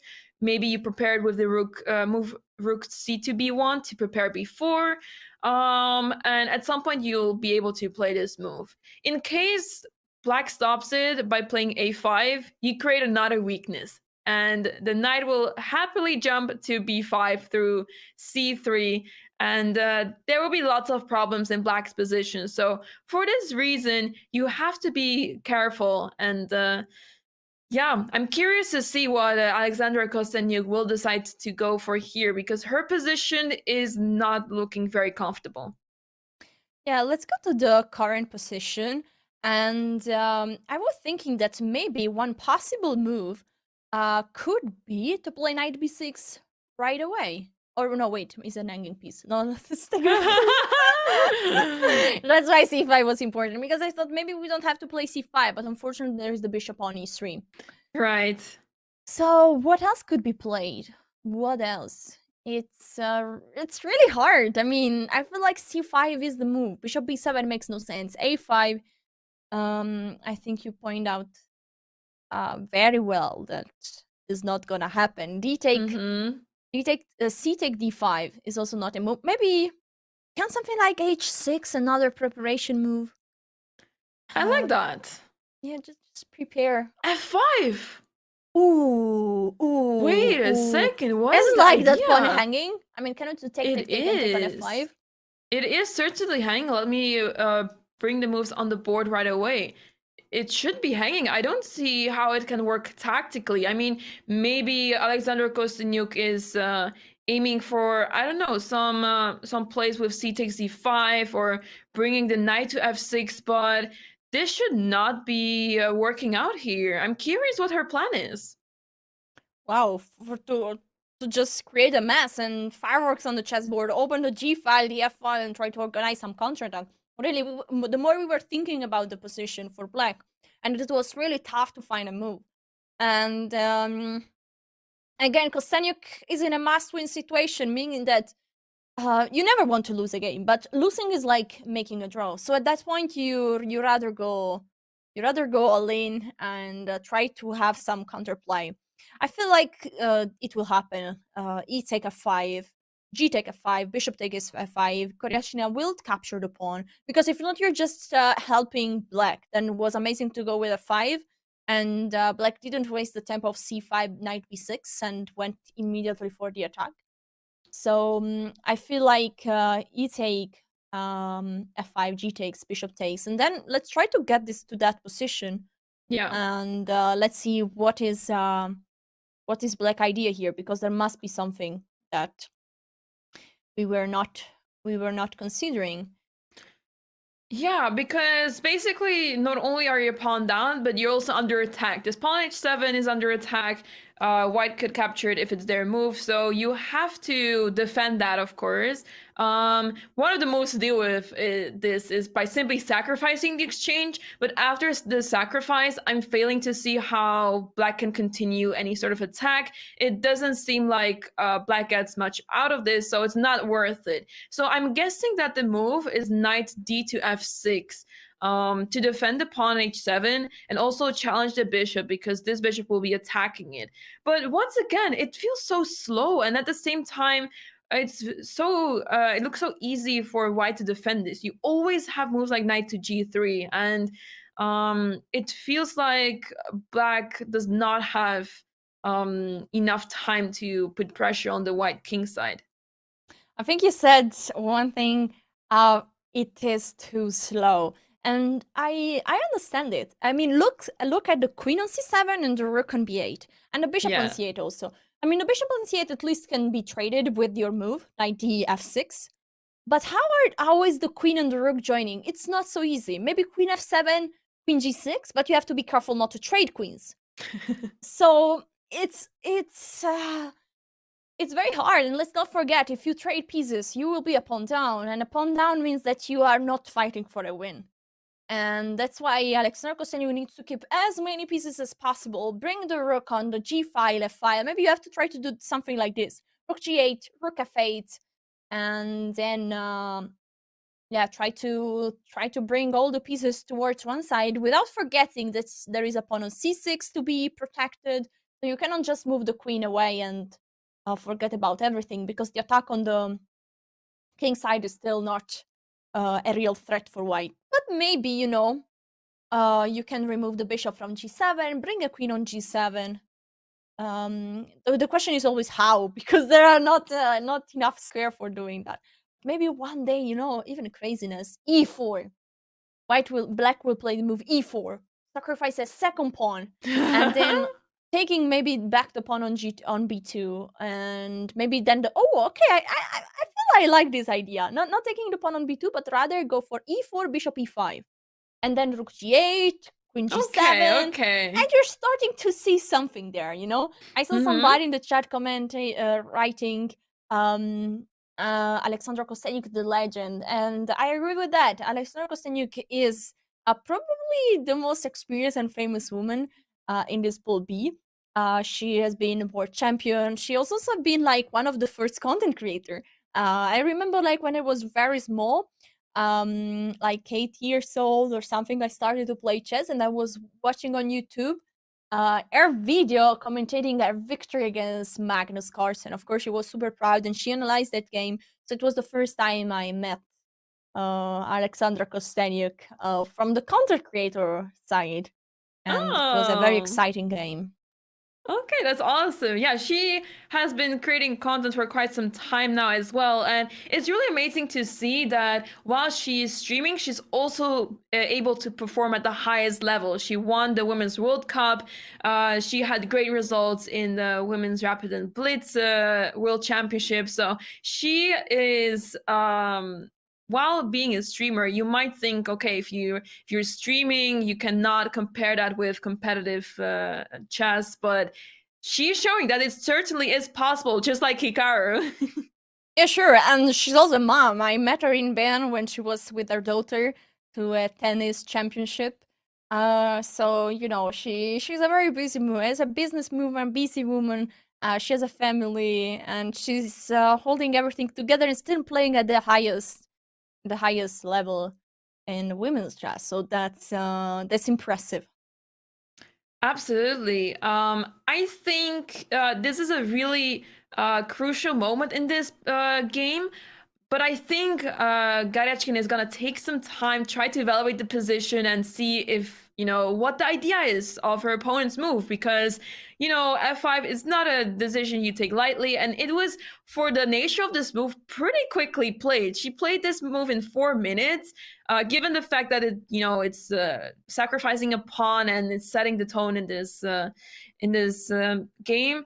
I think Garyachkin is going to take some time to evaluate the position and see what is going on. So let's have a look at the bird's eye view so we can see all the both the games going on with their cameras. And as we see, all 4 players are sitting down on their board. Yeah, this is the type of situation where it's the middle game and the most action is going on. So if we're going to have a look now at the game between Katerina Lagno and Tang Xiongyi, not a lot happened, Alessia, since we left off, but it did spend quite some time. Yeah, indeed, some time. But there were some important changes because I see the knight going back to c3, and at some point happened. Oh, a4! I think chat will be Yes. happy. a4 on both games. This is what they wanted, and it happened. Yes. Yeah, so So a4, we were talking about how it's like an engine move and it makes very little sense. But now with the knight on d5, a4 makes a little bit more sense, as you will be able to expand a bit more on the queen side. And yeah, it seems like a very good move, very good start. And after this, e6 was played, which is a rather dubious move. I mean, the idea makes sense. You want to get rid of this knight, you want it to move. But at the same time, you're weakening the pawn on d6 a lot. So if it's worth it, we will have to see that in the next few moves. But personally, I would feel very uncomfortable with Black's pawn structure over here. yeah, I agree with you. I was thinking about generally about what is the psychology in this game, and it's completely different because here you are not taking any risk. I mean, Tang Shengyi is not taking, shouldn't take unnecessary risk in this situation, because with a draw you go to tie breaks, and the tie breaks, I don't know who is the favorite in tie breaks. We know that Katerina Lagno is a very strong speed chess player. She even won the latest speed chess championship organized by chess.com. So she's a very strong rapid and blitz player. I don't know much about Tang Shengyi and their experience in these tournaments, but still, she shouldn't take unnecessary risk, because if she loses this game, would be over. Now, having said that, is this e6 an unnecessary risk? I don't know. d6 is weak. D6 is weak and can be attacked with bishop a3, with queen d2, rook d1, and there is some pressure, but maybe Black can also try to prepare the move d5 with rook d8, bishop c6, and d5. Some moves like this. Mm-hmm. And then if you manage to play the move d5, we know that's the end. That's the end. Well, not the end of the game, but it means that Black equalize and doesn't have any more problem. All the pieces are developed. There are no structural problem. There is no weak pawn. And actually, Black starts to have chances once d5 happens, because then you really play on the c file. You really play with the strong bishop on g7. And so it solves all the problems. So I think like this is the direction where Black would like to move on. Now, can the idea become a reality on the chessboard? This is something we have to see from a concrete point of view. Yeah, I mean, typically in the Sicilian, once black gets the move d5 through, their position is significantly better because this pawn d6 feels, I mean, especially right now, it's feels pretty uncomfortable. It's not defended by another pawn anymore. And if you play d5, that you open the position, and this like this, it will favor black a lot because the bishop will get stronger. This bishop will also become much stronger, and yeah, it will be very difficult to see where white's play is. However, this move d5 may not be so easily played as black may want it to play because you always have to look out for the move f4. Now, especially because the move b3 has been played, the knight is not able to go to c4, and moves like f4 will make it very difficult for this knight to be placed on a very good square. So the knight will have to retreat, and it will be a bit more difficult for black to push this pawn to d5. Now rook fd8 has been played. Do you think bishop c6 will be played knowing that this knight doesn't have many squares? Or what do you think will be played for black next? That's a good question. Now that rook d8 is on the board, it's not like showing that black is really going for d5 because rook d8 also does amazing defending the pawn on d6. So it's not that okay, now this is clear. Bishop g60, bishop c65 will happen. I agree with you. The knight is not having many squares, so you always need to check out for the move f4. The knight still would get the square on d7 once the bishop moves. And then the knight might also even go towards b6, maybe. And then supporting one more time, or towards c5. So there are still some squares for the knight. Mm-hmm. I don't exclude that this might happen. Also, the bishop on c5, on c6, would be limiting a bit this knight on c3 and counter playing on this huge diagonal against the bishop on g2. So I feel like that will be where the bishop will go in the next few moves. There was a question a few moves before if we can go back rook on f8 and the pawn on b2, if knight b5 is something that can be played. Because it's something like interesting at this moment, and you're attacking the pawn on d6. But this shows, I think, some important problems that white still needs to face. You see the pawn on c2. Once you move the knight away, you always need to make sure that the pawn on c2 is not hanging. And this is showing a bit how hard it is also for white to go on with moves, because the pressure is real on the c file, and you cannot just make any attacking move, because knight b5 would be good attacking the pawn on d6 one more time, but you also need to protect what is behind it. So I feel like that's why knight b5 was not chosen here, and Caterina Lagno went with the move b3. Then we had rook d8, and now is Caterina turn again to find a move. And I'm impressed by the time management of this game, because we are at move 14, 1, 4. We are like 26 moves away from move 40.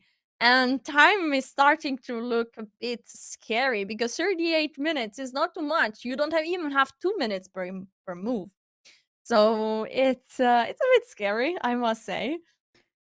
Yeah, when I have this situation myself, I feel like I'm in time trouble already. Obviously, I don't have 5 minutes on the clock just yet, but I do know that moment is going to happen, and it's going to happen soon.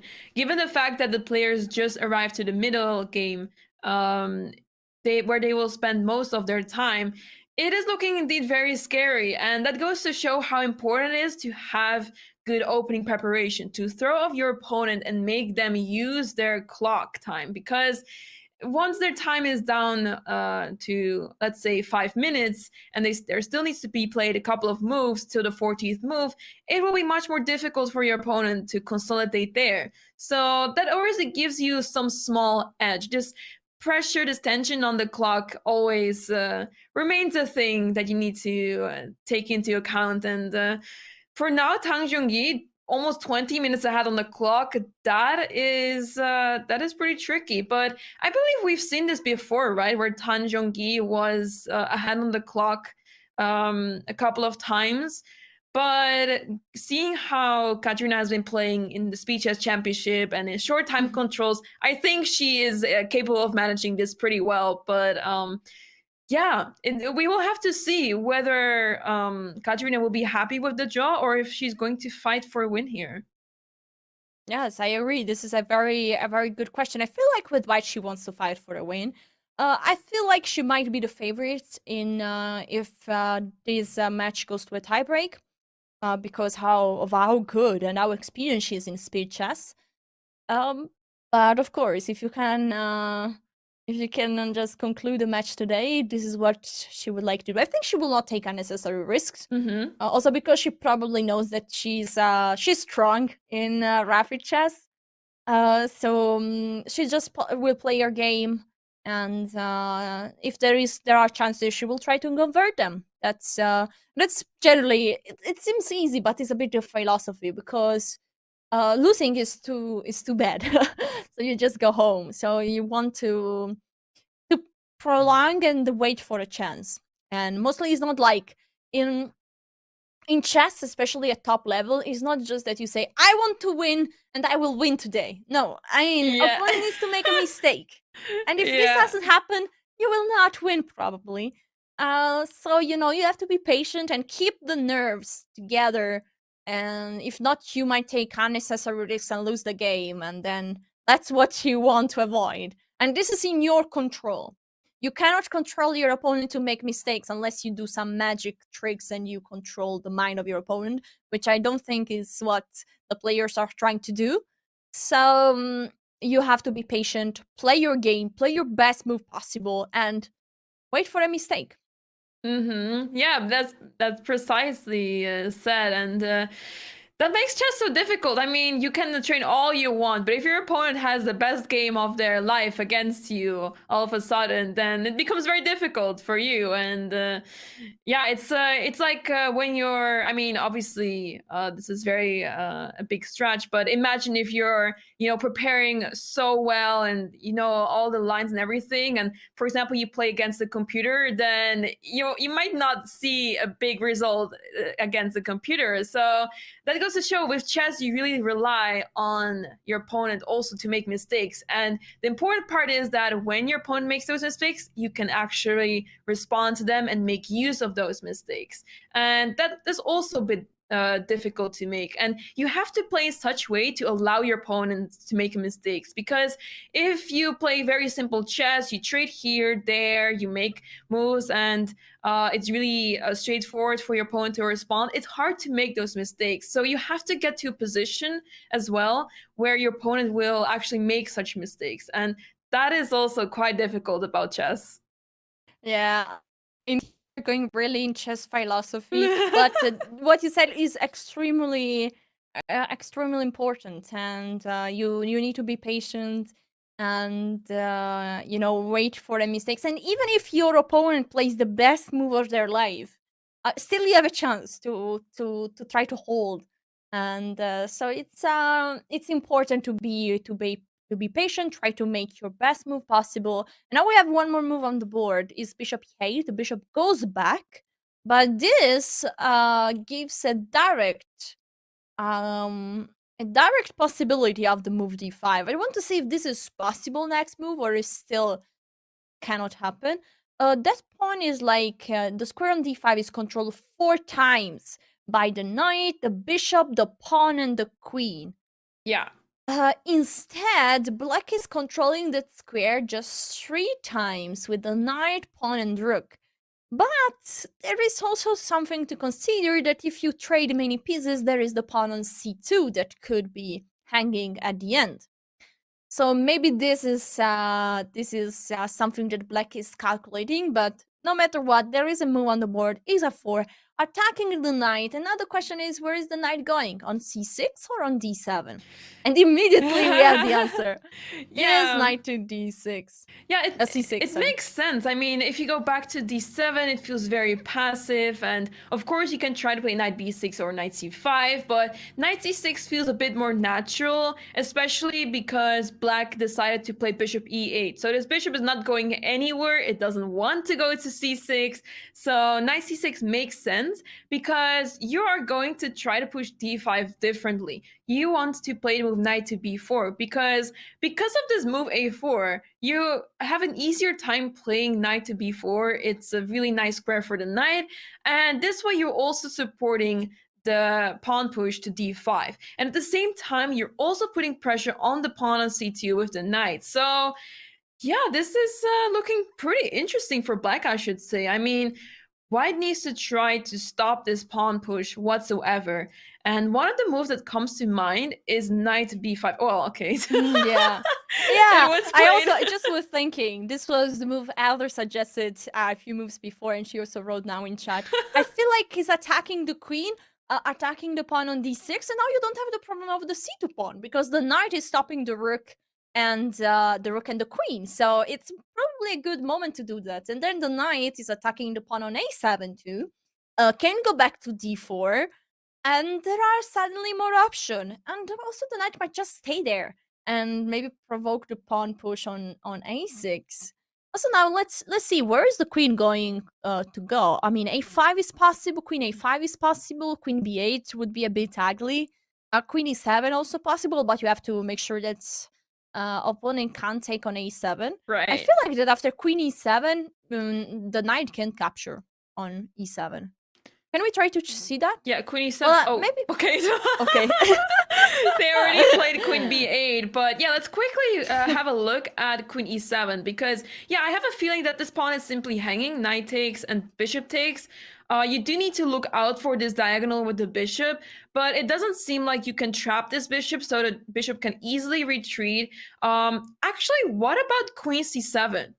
Because you're threatening b6 and also threatening to take this pawn. This would be interesting. Is there a5? I don't know. Oh yeah, a5. That's a good call. Well, c2 is still hanging, but yeah, this way you at least get your bishop to b6. But this would be a very interesting position indeed. But okay, it didn't happen. But quickly to illustrate that, a7 seems like it was indeed hanging after queen e7. So queen b8 was played, and this looks pretty ugly indeed. I don't really like it, but perhaps you don't have so much choice. yeah, indeed. And now is white turn one more time to think how to go on. Because, again, the pawn on d6 is under pressure, but black might also go on with knight b4 and d5.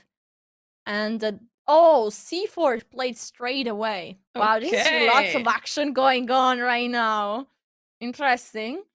Yeah. All right, c4 seems like saying to, it's like a clear indication. Katerina Nagano is saying, d5, you want to play d5, excuse me? Never. You're not gonna do that. And this is very smart, keeping the pawn on d6 like a long-term weakness. And this is what white wants to prove here. Let's go to the bird's eye view. I want to see shortly what is happening in both boards. Alexandra Kostenyuk is now leaving the board, and it seems like Alexandra Garyashkina took the pawn on f5 and went with what we predicted, knight to f6. So there is a very intense battle on both boards. In one board, Alexandra Kostenyuk sacrificed the pawn even to try to create some attack. The other board is much more positional, and there are chances for both players. And we will be back with the coverage of the FIDE women's candidates after a very short break and come back with exciting middle games.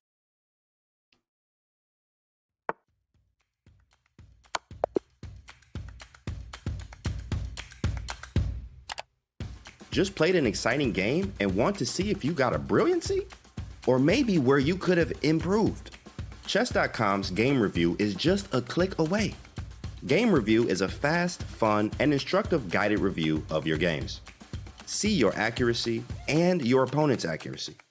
Check out the eval graph for an instant overview and scroll down to see how many great moves, best moves, blunders, and yes, brilliancies you have played. Learn from Chess.com's coach who gives move explanations, opening statistics, and shows you the best lines of play.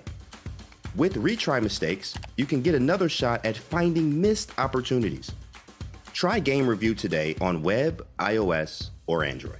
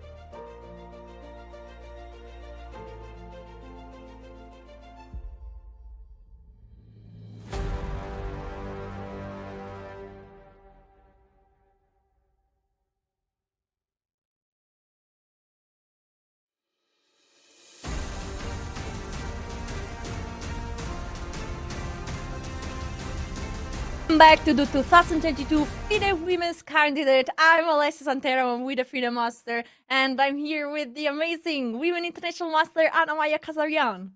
Yes, thank you, Alessia. Welcome back, everyone. We have two very exciting games today.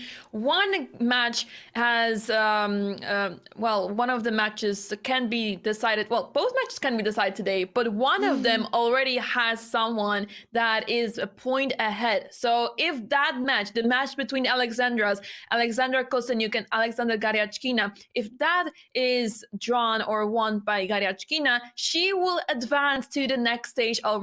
Whereas the other match between Katerina Lagno and Tan Zhongyi has so far been 3 draws. So a decisive result will determine the winner, but it might just be a very safe draw result today as well. And in case there will be a draw today, they will go to tie breaks, and that will happen tomorrow.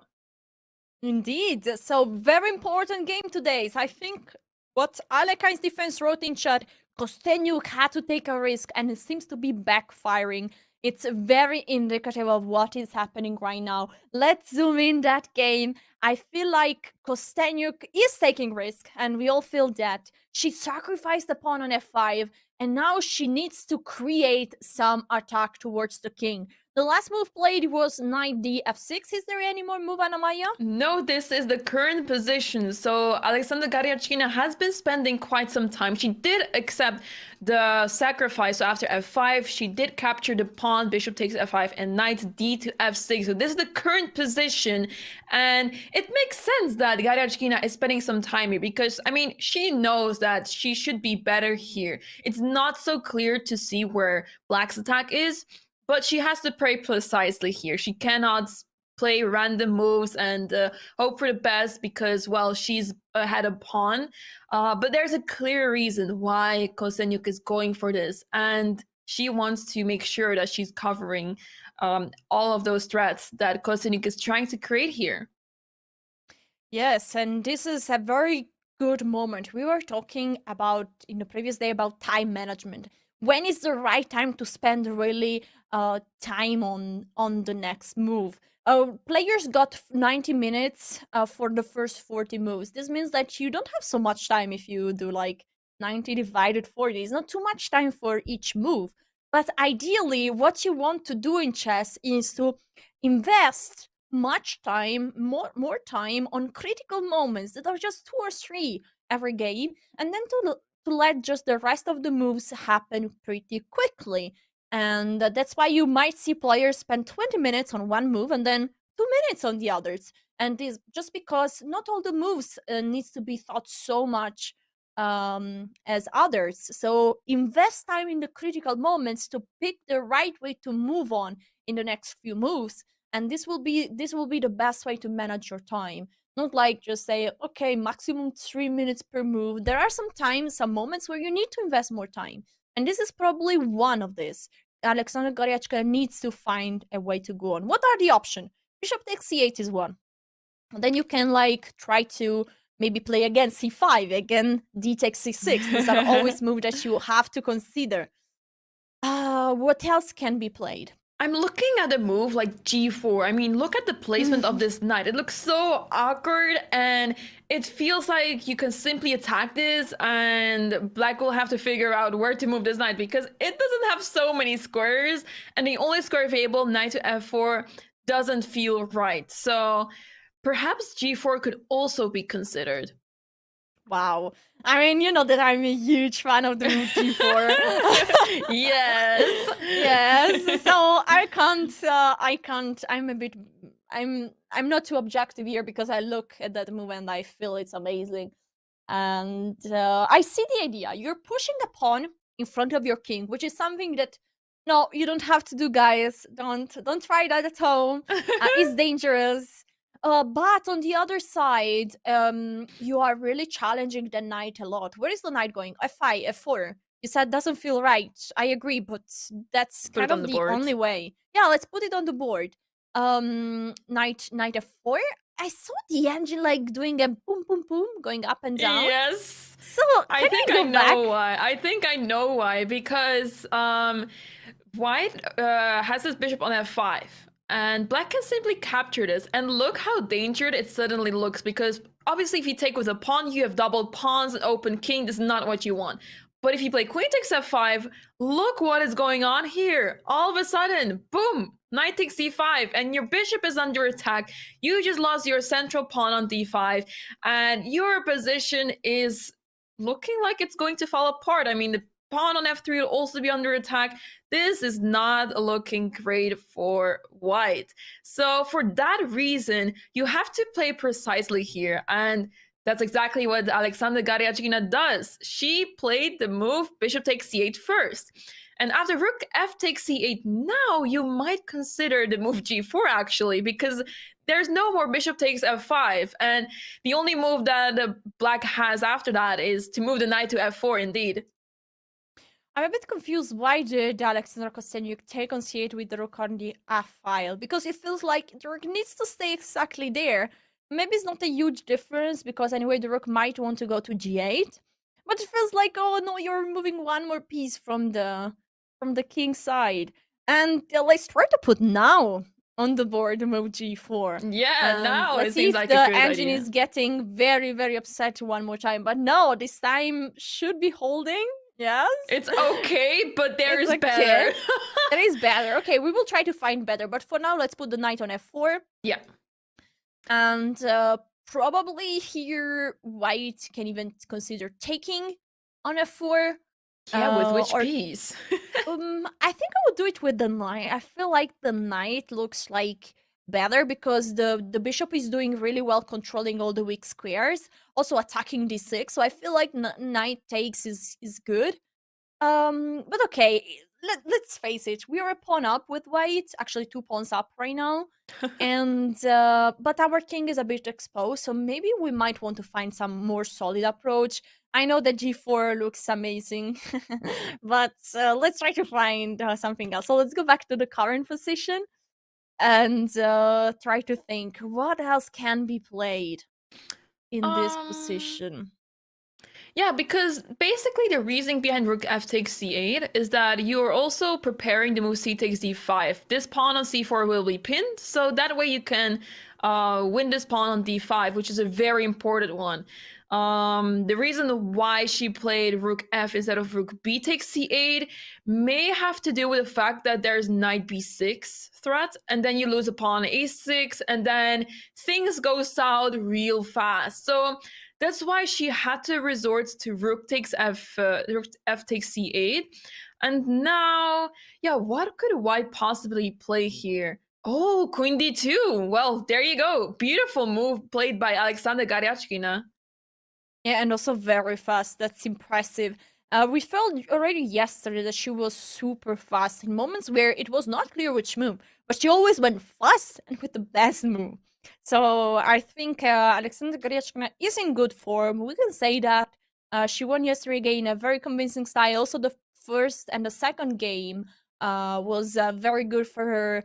She was on the side that was trying to win, and she didn't manage.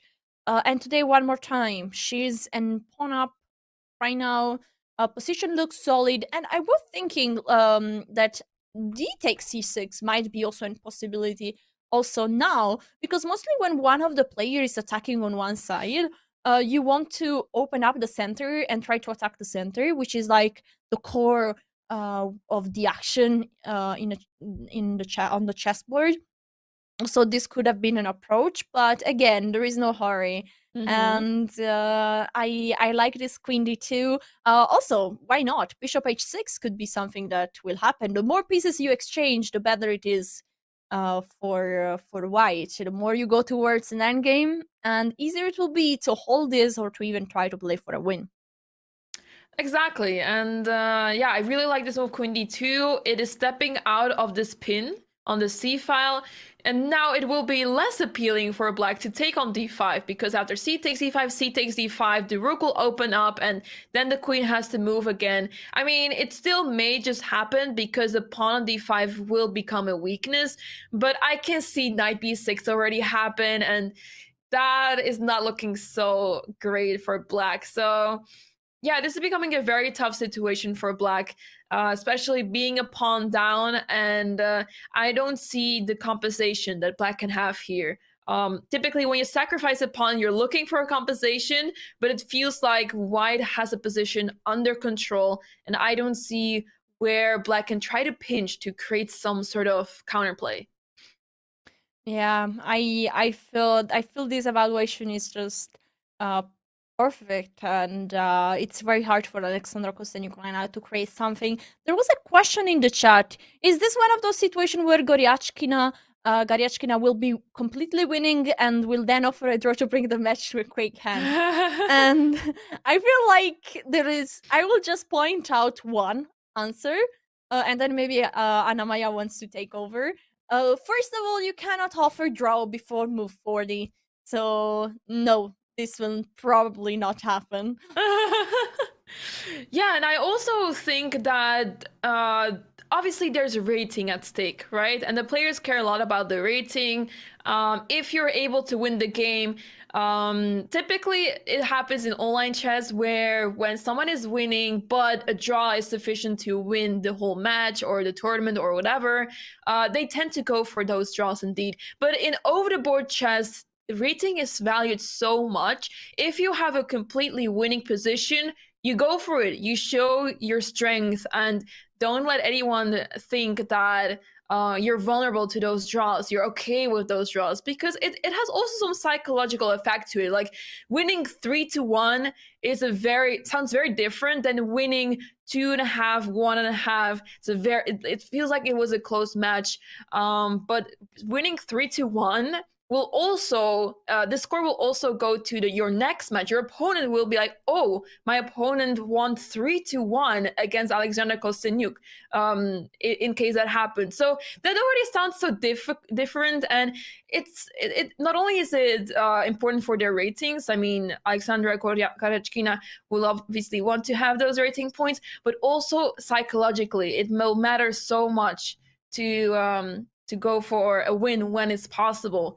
And given the nature of this position, given the fact that it's hard to see where Alexander Kostenyuk can actually push and start some counterplay, I have a feeling that Goryachkina will be going for a full point here.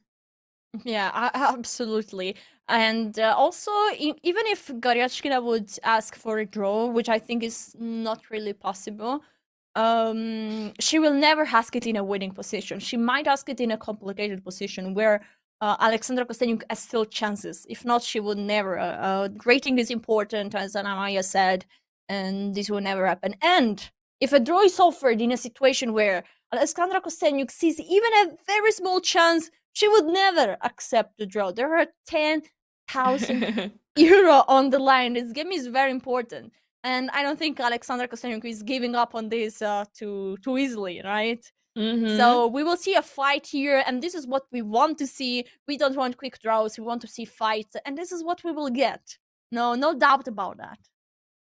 Yeah, very well said. And exactly, that's why we will probably not see. I'm actually thinking there won't be a draw in this game. I think there will be a decisive result, but it's looking so good for Alexandra Goryachkina. Alexander Kostenyuk really needs to find a way to get out of this position and make things complicated, because for the moment things look very clear for White, and I only see White being able to create problems for Black. So if Alexandra Kostenyuk can turn this around, she may have a chance, but the chances are very slim. Indeed, but let's try to try these slim chances. Where what move can Black play right now? There are 37 seconds. Alexandra Kostenyuk has 37 minutes, not seconds, on the clock, versus 33 minutes of Alexandra Goryachkina. So time is also starting to become a problem. Not really a problem, but some kind of pressure. We are at move 20 moves to go, and a very complicated position. What to play? Rook G8 is a move, I would say. Mm-hmm. Absolutely. Maybe even Queen F7 to bring the queen to G6. But yeah, I mean, it feels so slow. And if you cannot play Knight F4 whatsoever, then what's the point, right? Yeah, I agree. I like your queen f7 idea. Because you're also attacking the pawn on d5. And this is very nice. So imagine at one point you will be able to take on d5, and maybe you will use the fourth rank to bring a rook in a creative way. Now the rook cannot go on b4, but imagine rook b4, rook h4, Here. bam. Rook is there where you would like the rook to be on h4. And yeah, of course, it's not easy to do it because, as you pointed out, the rook on b4 now cannot go. The queen is there, and how do you play the pawn, the move a5 if the queen is on f6? So it's very hard to make it happen from in a concrete perspective. But it's a move, and queen of 7 is also forcing white to take some decision about the pawn on d5. How do you protect it one more time? It's attacked 3 times, defended just 2. So you need to do something, either take on c6 or bring a knight on c3 or rook on d1. Something needs to be played. So queen f7 is one move, rook g8 is another move, and something like this is probably what Alexandra Kosteniuk is considering.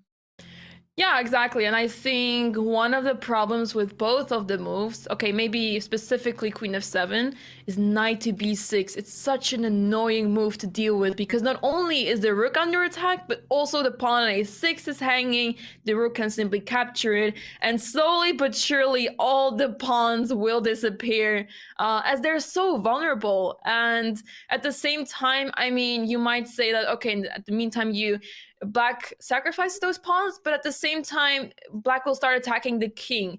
But I believe that White has a really easy task to defend this because the queen is covering the square g2, this knight is not able to go to f4. So I would say that it's much easier to play here with the white pieces, and for Black, every single move has time.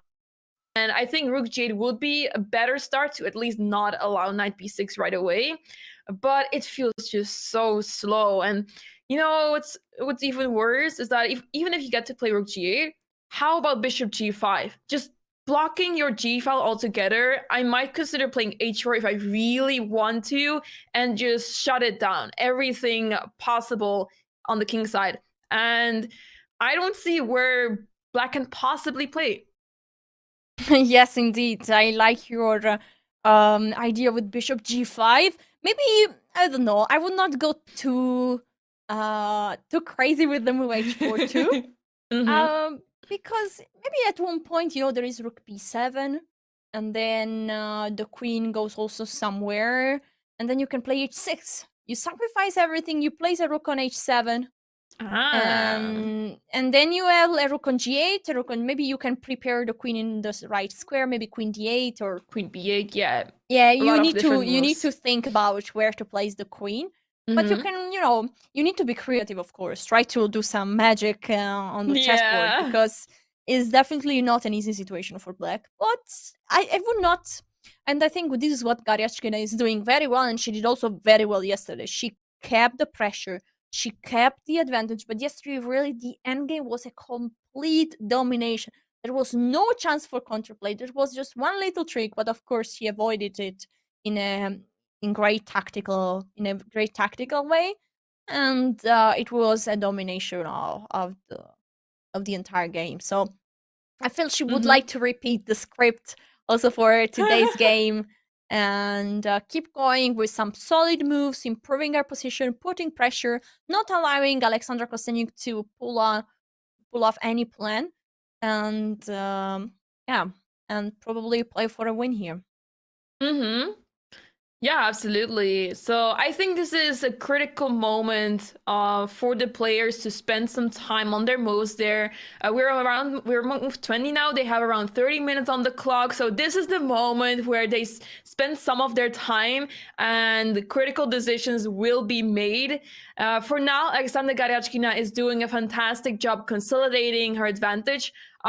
We see a move, rook b3. Well, I did not expect that. How do you feel about this move?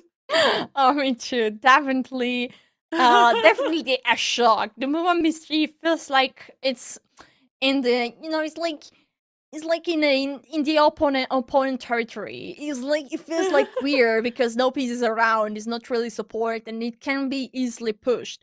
But it can be easily pushed. Is this real? No, there is no way to attack the rook without leaving the piece on his hanging. The queen is the only piece that right now can do a direct attack to the rook. But the bishop on e3 needs to be protected. So it seems like an interesting move. Is Black even trying to go for an exchange sacrifice? Possibly. Okay, knight to c3 was quickly played by Alexander Garyachkina. Not only stopping the rook from attacking the bishop on e3, but also strengthening the position of the pawn and potentially preparing d takes c6, knight to d5. Maybe we will see knight d5 being played after all here. And whoa, the players are moving very fast all of a sudden. Yeah, the pawn on e6 was hang under attack, so Right. queen b7 makes lots of sense. You are protecting the pawn, counter-attacking the one on b2, and now it's white turn to defend that pawn. You don't really want to let it go, so something will happen. Maybe even knight d1. No, knight d1 maybe leaves that pawn on d5 hanging. Right. So maybe rook a2, rook b1, rook c2, some move with the rook to protect the pawn. But this is I like what Alexandra Kostyaniuk did here. She's trying to put some pressure, and Yeah. now White needs to find some moves because it's not like obvious how you are going to protect this pawn. It's obvious that there is a way to protect. White is not really in trouble. But maybe you have to be precise. If not, you might lose some of your amazing coordination. Right. I think a good start would be a move like rook a2, because you actually want to double on the a file because of this weakness on a6. So why not prepare to move rook c to a1, try to attack the pawn a6. I feel like this is one of the ideas. I mean, you can still try to play knight a4, and if they go back to c7, you go back. But obviously, Alexandra Kostyaniuk will not go for this voluntarily, and she doesn't have to go back. She can simply improve the position and consider taking on d5. There's all sorts of moves possible, but it will be funny to see if Garyachkina goes back to a4 just to force a repetition. Yes, I'm curious to see that. I like your idea of rook a2. I think it makes lots of sense. Among the three moves, rook a2, rook b1, rook c2, it feels the one that has the sense of doubling the rook.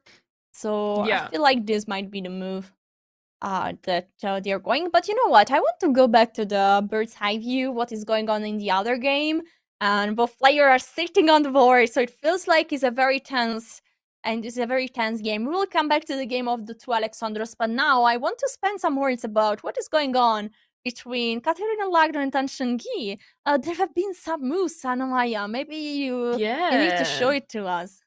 Yeah, let's have a look, because we left off at the move c4. We disregarded the move d5 altogether, thought this is never going to happen anymore. With those two pawns covering d5, it should not be possible. But Tan Shengyi said, I'm going for d5. d5 has been played, and she is risking quite a lot here because it's a very committal move. You cannot push the pawn back anymore.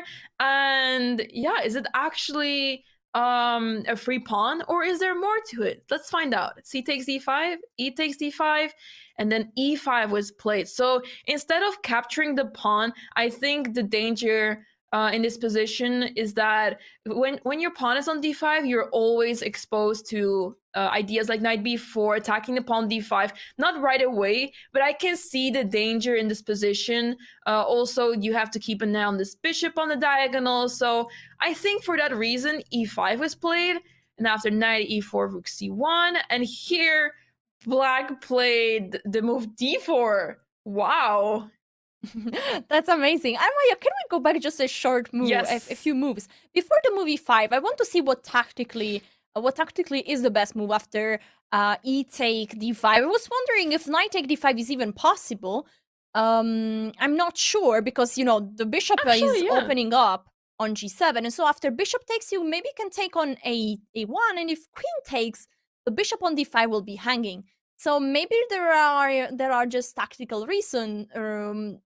Why did Katerina Lagno not take on d5 and push there? And this is like a dream for for black. Just you exchange your pawns in the center, all the lines are open, and right now, okay, you're also an exchange up, but considering that even if this would be equal material, black would have a very good position.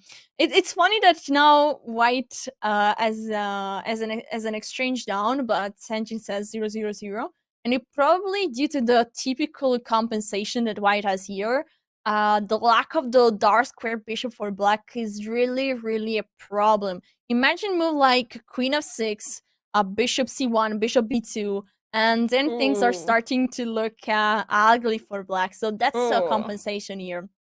Okay, Yeah, this is that's not great. yes, indeed. That's a huge mess, no, Anna-Maria? Yeah, exactly. And there's also moves like knight c3, knight e4, knight f6, and that goes to show how important this dark squared bishop is on g7. And that's why you most of the times don't want to take the exchange right away. You need to make this decision very carefully. And that's probably why taking this exchange is not that good. But there's definitely a lot of potential here in black's position. I mean, we have to keep in mind that this bishop is on d5 pinned. So you can play moves like knight b4 or knight e7 and attack that bishop, and it becomes really hard to see how white can defend this bishop. So perhaps knight to b4 or knight e7 are the moves that are to be considered here. Yes, I think this would be very good for black. Knight b4 looks very logical. Knight e7 is also solid. Same ideas, just two different squares. Then you have always to think which one is the best. My intuition says knight b4 because the knight is also leading towards c2, which would be another option. So this would be just too good for black. So let's go back to what happened in the game. White didn't take on d4 and instead went with the move e5, attacking the knight. And now where did the knight go? Knight went to e4. Pretty logical because you don't want to retreat. Also, if you go to h5, you will get you have your knight trapped, so white can play g4 and you simply capture the knight. So knight to e4 was pretty much the only move. You also have the move knight d7, but you simply you should be losing the pawn d5, and we have to keep in mind, because white played the move e5, suddenly there is a new square for this knight. The knight can jump to d6 and annoy black even more. So you have to keep these kind of moves in mind now. And knight to e4, not only is it, it's one of the, pretty much the only square the knight can safely go to without losing material, but it's also stopping knight d6 pretty much. So seems like a very good move to me. And after rook c1, simply developing the rook, putting it on a more active square and getting out of this diagonal of the bishop, black played d4. What do we make of this move? I'm caught off guard by this move. How do you feel? Oh, the same. I feel like there is a knight hanging. Let's point out which pieces are what is happening. No, there is a knight hanging on e4, a bishop hanging on e3, but the pawn on d4 is not having a fun time because it's attacked by the knight on b5, the bishop on e3, the knight on d2, the queen on d1. It's really lots of pieces attacked 4 times and protected how many? 2. So Twice, yeah. What is going on there? Yeah, let's narrow it down. So imagine one of the most logical moves. Okay, there's 2 logical moves, let's put it that way. Taking on d4 and taking on e4. So what happens if we simply capture the pawn on d4? Okay, well, they already made a move. I think this is actually a really good move, but let's quickly point out what happens after knight e takes d4.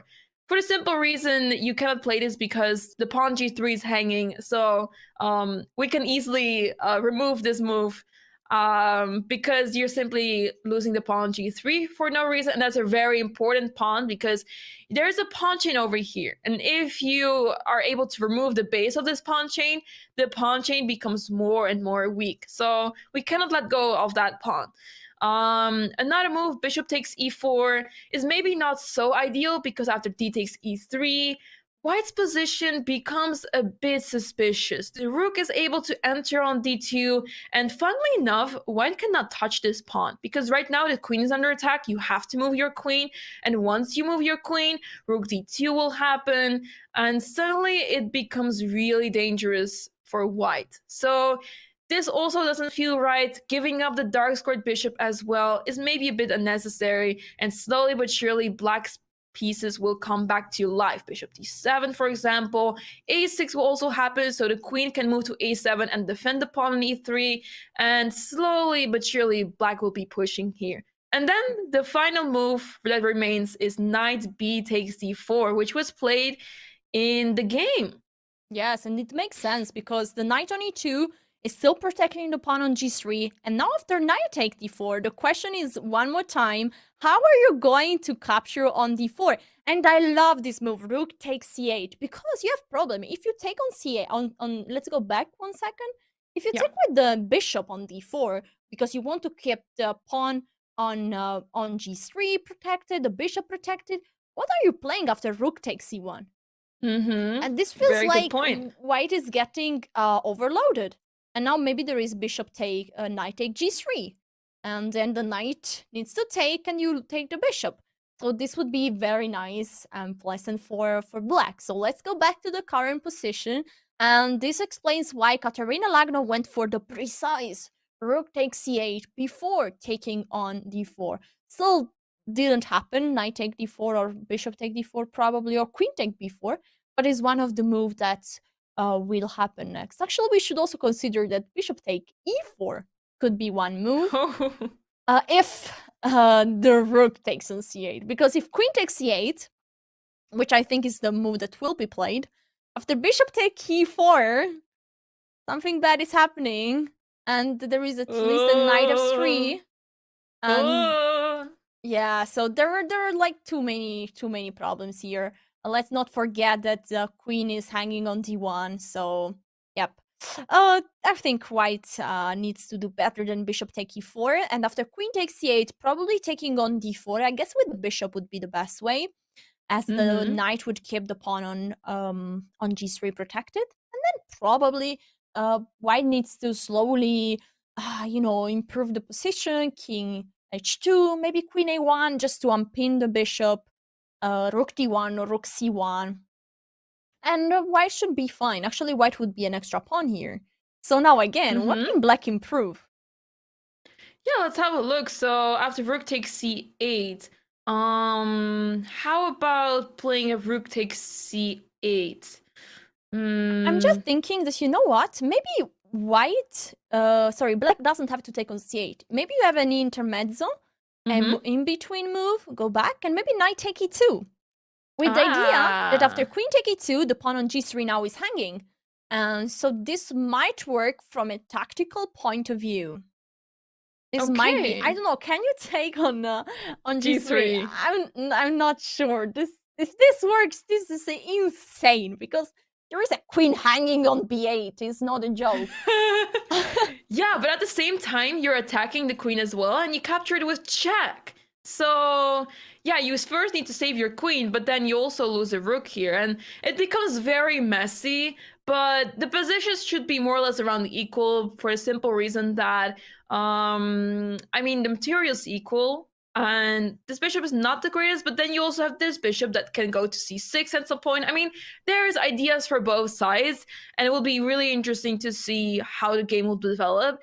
But at least tactically, it works. I don't see how either side can punish the opponent, and it looks like if you just simply move the queen, then this rook will be lost. But at the same time, white can take that knight off the board. And if you simply take on b8, the knight takes e2 check. You have to move the king to f2, and after rook takes b8, you don't have any other intermezzo move.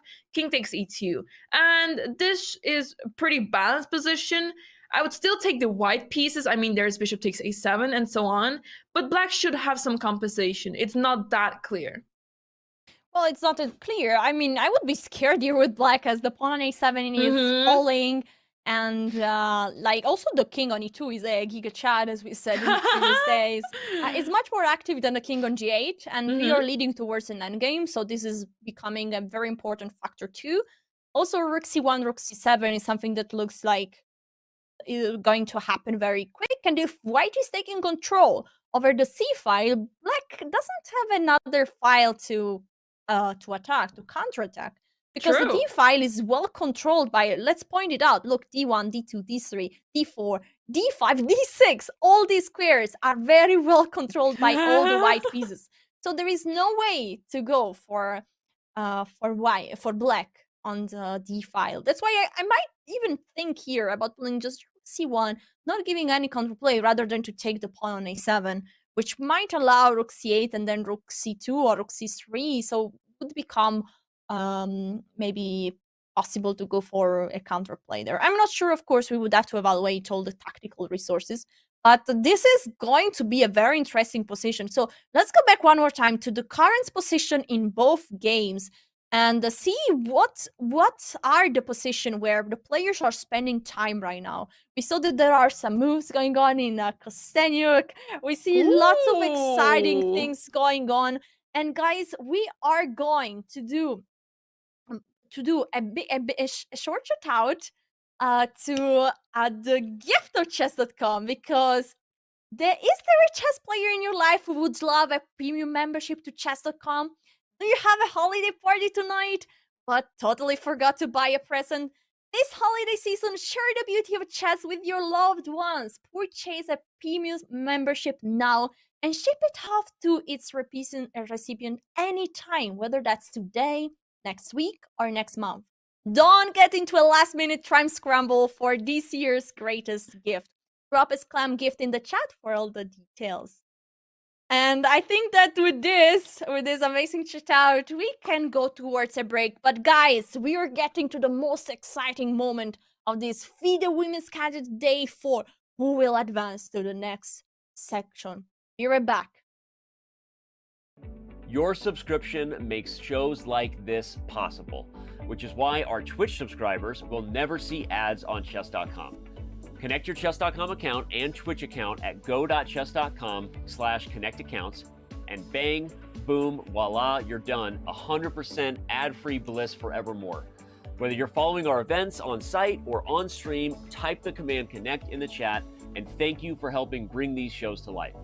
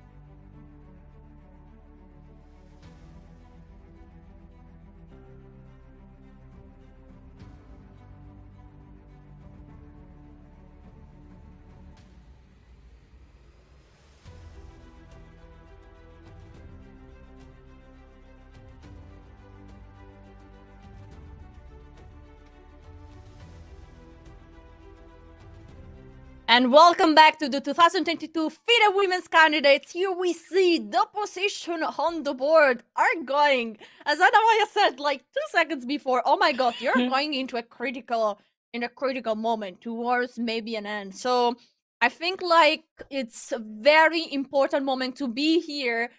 All the 4 players are sitting on the board. The tension is real. Anamaya, I'll let you the honor to choose which game to zoom in and to see what's going on. It's really hard to choose, Alessia. Both games are very exciting right now. But let's have a look how the game between the two Alexandras developed. We left off a while ago, and it was not so clear where things were heading to, but the players have been playing pretty quickly the last few moves. And look at the current position. Rook D1 has just been played, and there is just fire on the board right now. It's unclear who is better now because all of a sudden, Alexander Kostyniuk remained having the pawns in the center, and oh, Rook takes B2. Oh my goodness, what are we seeing? Oh my god, I am feeling like there are some tactical things going on. And look at the 8th rank is pretty weak. If you give a check with the Rook or with the Queen, right now you can just give with the Queen, but I'm seeing some light. I'm calculating Rook take D5, Rook take C2, Rook take D6, Rook take E2. Maybe we show this on the board. Ooh, yeah. It's getting really spicy. Let's check on D8, yes. You go this, you take on D6. Now the knight is hanging, but you give check. Bishop F8 is forced. And then you have Bishop C5. And you win back to peace in a very nice way. Also, Bishop H6 is an option, but maybe Bishop H6 is more precise. Oh no, sorry, just you take the free piece. If you take the free piece, King G7. And Bishop C5 then. Yeah. Or even, there is even Rook F5. Attacking the knight. Oh yeah, it's getting really wild. But I guess Bishop H6 feels accurate because you're locking down the king on H8. And yeah, black needs to be really creative to not get checkmated pretty much. So my vote would go for Bishop H6. And you're attacking the bishop twice over here. And the only defense I'm seeing right here to not get checkmated is knight to F6. And if you have to play knight to F6, I think it's safe to say that you're simply worse. Rook takes F8, knight to G8, and this is not moving ever. Yeah, indeed. Yeah, I think you're very right here. And material will be equal, like 3 pawns per side. But look at the pawns, black pawns, all lonely, 3 highlands, and they cannot protect each other. So this will not be too good. But, you know, this is just one of the possible things that can happen. I want to go on the live board and want to see what move did Alexandra Garyashkina decide to play. And I think it's our move. Knight take It's D5. happening. Rook takes D5. Yeah, this is insane. So Rook take D6 I think will follow because white is right now a pawn down. So white needs to take the pawn back.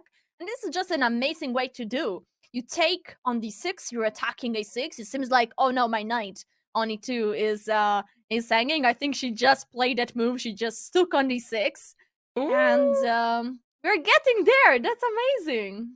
Yeah, a lot of trades just happened, and it seems like Alexander Kostyniuk can still hold on, but we do know that a draw will end the match, and we will have Garyashkina moving on to the next stage. So obviously, Alexander Kostyniuk is not going to make things that easy for Alexander Garyashkina, which is why she plays King G8. She's not taking the knight. She calculated that Rook D8 is a serious threat, so King G8 is a very solid move because in the end game, the king needs to be involved. If your king is passive, it might be really difficult to make things happen. So King G8 has been played now. Now the knight is actually under attack and hanging, so you have to defend that first. But this is looking really good for Garyashkina given the match situation. Absolutely. We can count how many pieces are on the board, and they are not many. Are 7 pieces per side. So we are getting really close to something that might look drawish and drawish, but there are differences in this position. Look at the pawn structure. F3, G2, H2. The pawns are all together, connecting and defending each other. On the other side, we have the black pawns that are all alone, yeah, not protecting each other. But if these pawns are on one side weak, on the other side, the pawn on a6 is passed. And if that pawn is starting to advance, it could be dangerous. It's also very far away from all the other pieces. And look at the promotion square. It's a dark square. Look at that bishop on g7. So it's Ooh. something that you need to take care of. The rook on c2 is also very active. So it's doing very well right now to cut the king off. So the white king cannot easily join the game. So I would say that even if the chances are very small, Alexandra Kosenyuk is trying their best and is trying to leave the hope and trying to fight for more. Engine doesn't agree, doesn't think that Alexandra Kosenyuk is having the chances to fight for a win, but I would say that is an unbalanced endgame, so something you can do something with the a pawn, and this is what you should try to do. On the other side, what do you think should Alexandra Goryachkina's next move be? Yeah, it's hard to say because your knight is under attack. You need to defend this knight or move it, but I'm failing to see a nice square for this knight. I'm seeing knight c1 can be played, but it feels not so great. However, the idea is very simple. You want to put this knight on a better square, either b3 or d3. They look really nice squares for the knight, but it feels a bit shaky, and you also don't want this rook on the second rank be so active. Because after knight c1, this rook stays on c2, and it becomes hard to see how white can easily consolidate here. Another move that comes to mind is king f2, to simply protect the knight on e2 and put the attention more on the pawn on a6, which will be hanging after king f2. But I'm also not too happy with this move because the knight will remain pinned on e2, and it feels like the pieces are a little bit passive of white, whereas black's pieces are a bit more active, especially with this pawn on a6. Things might happen and change all of a sudden. So I'm not too convinced yet with white's position, but obviously white has such a good pawn structure, very solid. There's only a few pieces left. I might, in the worst case, in case this pawn gets so far in the position, worst case, you can maybe sacrifice one of your pieces for that pawn and trade some of those pawns, and that should also be a draw. But of course, there's no need whatsoever to do this.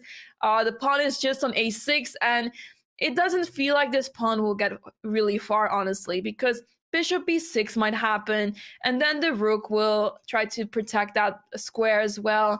And because of the nature of the pawn structure of black, it becomes really difficult to see how they can protect all of those pawns. At the same time, the knight is still stuck on h5.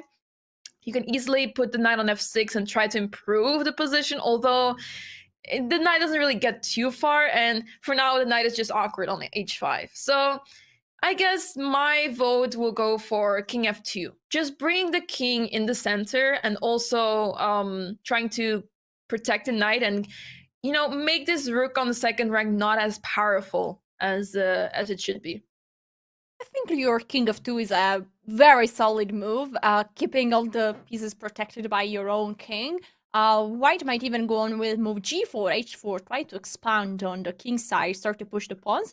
I would also consider king f1. It's just a small difference, is that the knight is not pinned on e2, so maybe the knight can move on somewhere. So for example, knight f4 is probably not possible because you just win a pawn. So maybe this is one more time, and then also one more chance and one more opportunity here for white would be knight g3, because knight g3 is offering one more trade that probably black doesn't have to accept. The knight might go towards f5 or towards e4, which are two amazing squares. And knight f4, okay, king f1 is played. Yes, I like this move. It's just bringing the king towards the game, but not having the knight pinned. So even if it seems like a bit more passive, it is like a bit more flexible, I would say. Still, you can move your knight, and knight g3 is still possible. Knight c1 is also possible. And now the pawn on e6 is hanging, so I feel like a5, okay, no, rook a2 is happening, keeping the pawn on a6. Anyway, after a5, there is rook a6, and then you have to play rook a2, so probably is some It's just black is saying like, okay, I place the rook on e2 where anywhere the rook will be, but maybe if you move now your rook, you will lose a tempo. So it's a way to maybe try to win a tempo, not to give white a too obvious move. Yeah, exactly. And the move that comes to mind here for white is knight to c3. I mean, you're attacking the rook over here, and after the logical move rook a3, I feel like knight d5, protecting the bishop, and white's pieces feel so much more active than black's pieces. So I would definitely want to take the white pieces after this. Knight c3 simply looks really good to me. And I'm failing to see how black can actually try to create something here, because as you said it as well, knight can go to e4 and it becomes really tough for black. But wait a second, g4, that's also a move. Yes. And is this happening? Is Yeah, this it on the board? happened. It happened in the game, exactly. Oh, that's great. I feel like his is a very nice way for Goryachkina to keep going. Taking space on the king side, advancing the pawns. Now, the knight cannot really go on f4 unless there are some problems with the king being stuck on the first rank. So if you sacrifice the pawn, activate the bishop, but I don't really see something. So I don't No. think the knight should go on f4, so the knight needs to go on f6, and then you can just keep going. I mean, h4, g5, h5, g6, create a pass pawn, and white is also creating some problems. That's why probably white is better here, because you have not one pawn but 3 pawns together advancing, and black needs all the time to take care of his weaknesses, because the pawn on e5 is now not protected by anyone and can easily be attacked by the rook, by the knight after a few maneuvers, by the bishop too, and I feel like white is the one pushing for the win here. Absolutely. I mean, look how many nice squares there are available for this knight. Of course, right now it's a bit difficult to move this knight around because the pawn h2 is simply hanging. But imagine if the knight gets all the way to f5. He managed to put a rook on the 7th rank.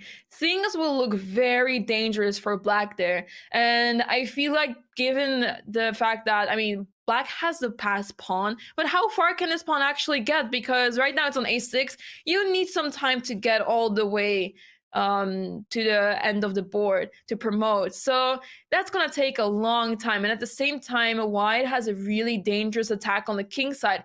Even though there's only a few pieces left, it's really amazing to see how much you can still do with only 3 pieces, no queens on the board, and just a couple of pawns on the king side.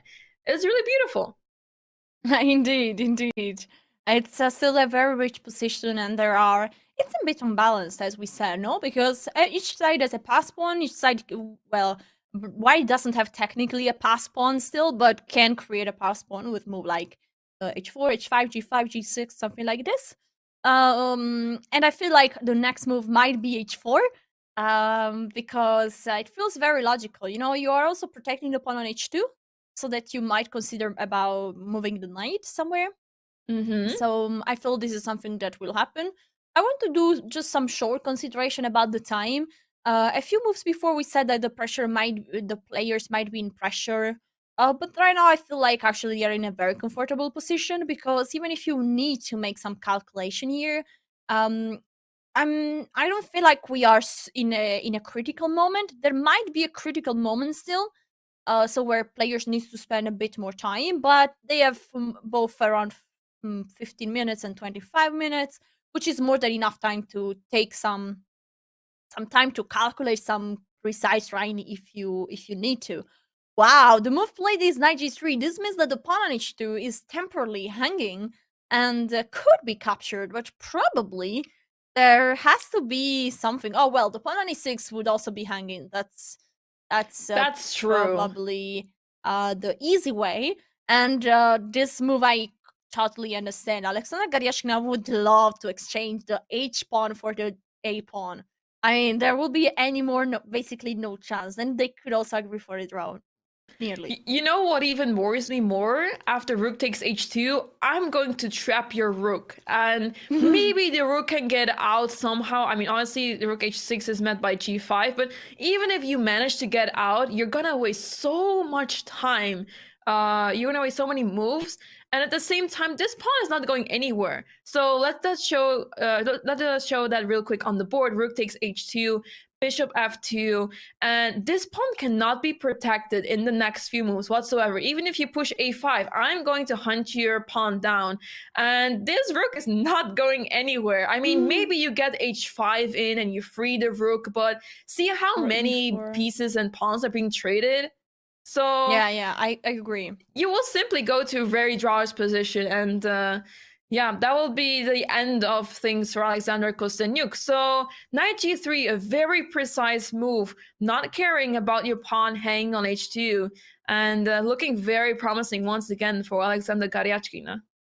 Yeah, and king f7 played by Alexander Kostenyuk is the move that we expect in this situation. Let's remind one more time, everyone, the current score of this match is 2-1 for Alexandra Garyashkina, meaning that in this last game of the match, Alexandra Kostenyuk needs to fight for a full point.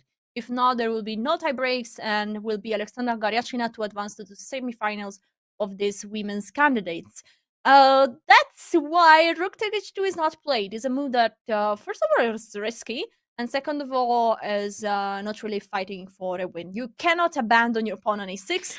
That's your last hope. That pawn on a6 is keeping the hope of Alexandra Kostenyuk alive, even if they are very small, because she probably knows that this endgame shouldn't be a big deal. But with that pawn on a6, you can keep playing. If not, things are getting hard. Absolutely, and the king to f7 now, at least you're putting your king on a more active square, because if it remains on the 8th rank, once at some point rook d7 will be played, controlling the 7th rank, and then it will be very difficult for the king to move forward, because you want to bring the king closer to the center, closer to the action. But I have to admit, this king cannot go forward much more, because knight f5 is incoming, there's g5 in the air, maybe even bishop g5, there's everything going on, and this king will feel uncomfortable regardless. And it has to do a lot with the pawn structure, because typically there's 2 or 3 pawns around the black king, so he can still get some cover like that, or, you know, hide in a safe place. But here the king doesn't really have a nice hiding spot.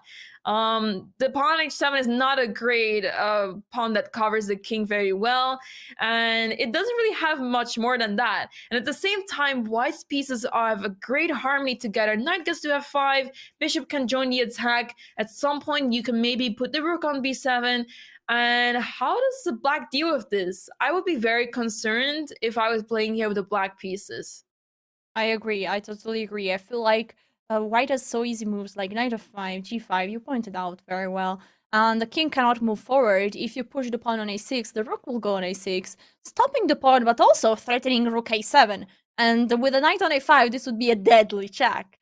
So things are not looking easy for Alexandra Kostenyuk, especially considering the fact that she needs to win here. And she's the one under serious pressure. Okay, Anna-Maja, I think let's go back to the bird's eye view. Let's see what is going on in the other game. I'm sure that things are tense even there. And there, basically, it's a sudden death situation. Who wins gets to advance. And if nobody wins, we will have tomorrow tie breaks. Oh, yeah, Alessia, it is looking like the players are actually heading to draw. A lot of pieces have been traded. We only have the 2 pair of bishops on both sides. And yeah, there is not a lot of weaknesses in the position. It seems like we're heading to another draw here. Let's quickly recap what happened here, because when we left off from this game, there were a lot of pieces still on the board, and I saw a queen on h3 at some point. So what actually happened? Let's quickly go back to the position where we left off here. Knight takes e2, queen takes e2 was played, queen takes c8, bishop takes e4. Okay, so a lot of trades that made a lot of sense, but why drop the pawn on h3? Bishop f2, really interesting. Okay, at least the material is equal now. And after b6, rook d1, another trade, queen c8, a rather surprising move, but I guess the queen wasn't really doing much on h3, and it needs to support both bishops, because basically instead of queen c8, if Black would have played anything else, queen d8 is the threat, and you don't want to deal with that. So very precise play by Tan Zhongyi. After queen c2, queen takes, bishop takes, f6 was played, and right now we're in this position. What do you think of this position, Alessia? Well, I think like we are really going towards the result that will prolong the fight among those two players, because if this game ends in a draw, tomorrow is tie-break time, which means like lots of more games. The time control will be shorter. It means like we have to have some faster action. I feel like players are still trying to play some moves, of course, because you try to play your best moves and keep the game going, but they cannot offer a draw before move 40, and we are at move 32. So in a way, they just have to keep going. But as we see, the pawn are getting traded one after another. Now a5 is forcing another pawn trade at least, because okay, if bishop take b6, if bishop take b4, you just take on b6, and then you all the pawns are disappearing on the queen side. If b take a5, white is also taking back, and then the pawns on a5 is hanging, the pawn on a7 is hanging. So sooner or later, the pawn on the queen side are going to disappear.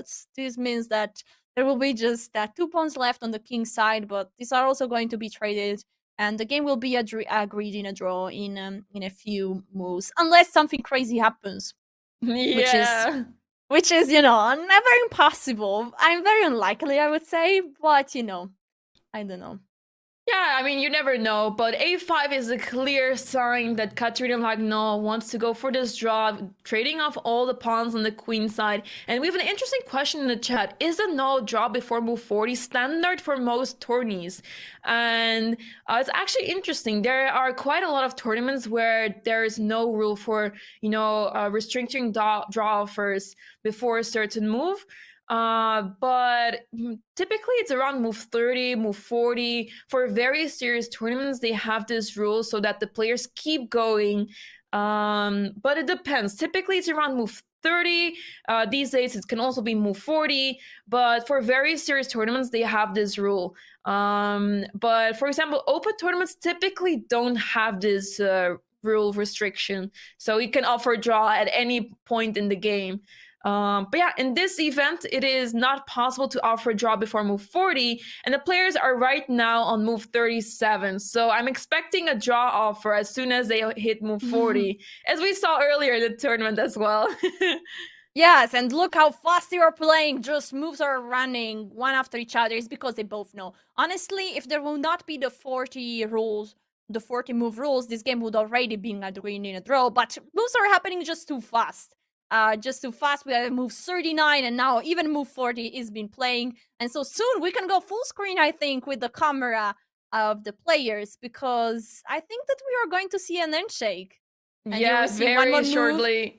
And they are checking the score sheet, and now I think like they had a short look at each other. So I think, move, offer, draw, you see, and handshake. Yes. It's just looking at each other like, yeah, you agree, right? Yeah, sure, yeah. It's this mutual agreement that you have when staring each other. I mean, not really staring, but you just look at each other and you're like, yeah, okay, I mean, there's nothing going on.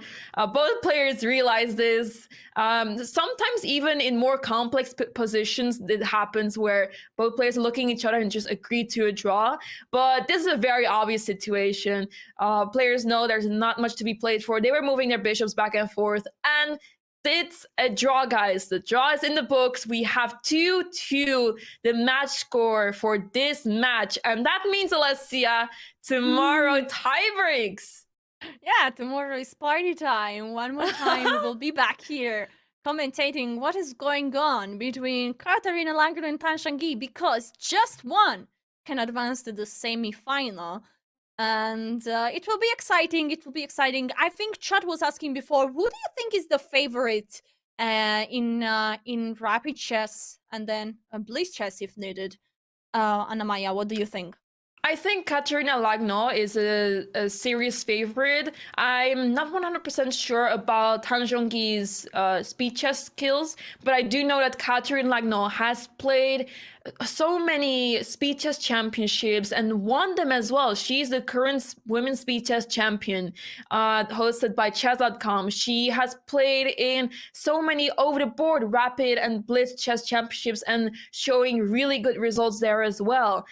She's known to be a very good blitz and rapid player. So I would say that Katerina Lagno is a favorite when it comes to rapid and blitz, but anything can happen. I mean, we've seen Tan Zhongyi's time management. She's been playing pretty fast throughout this event as well. So this could be a very exciting match still.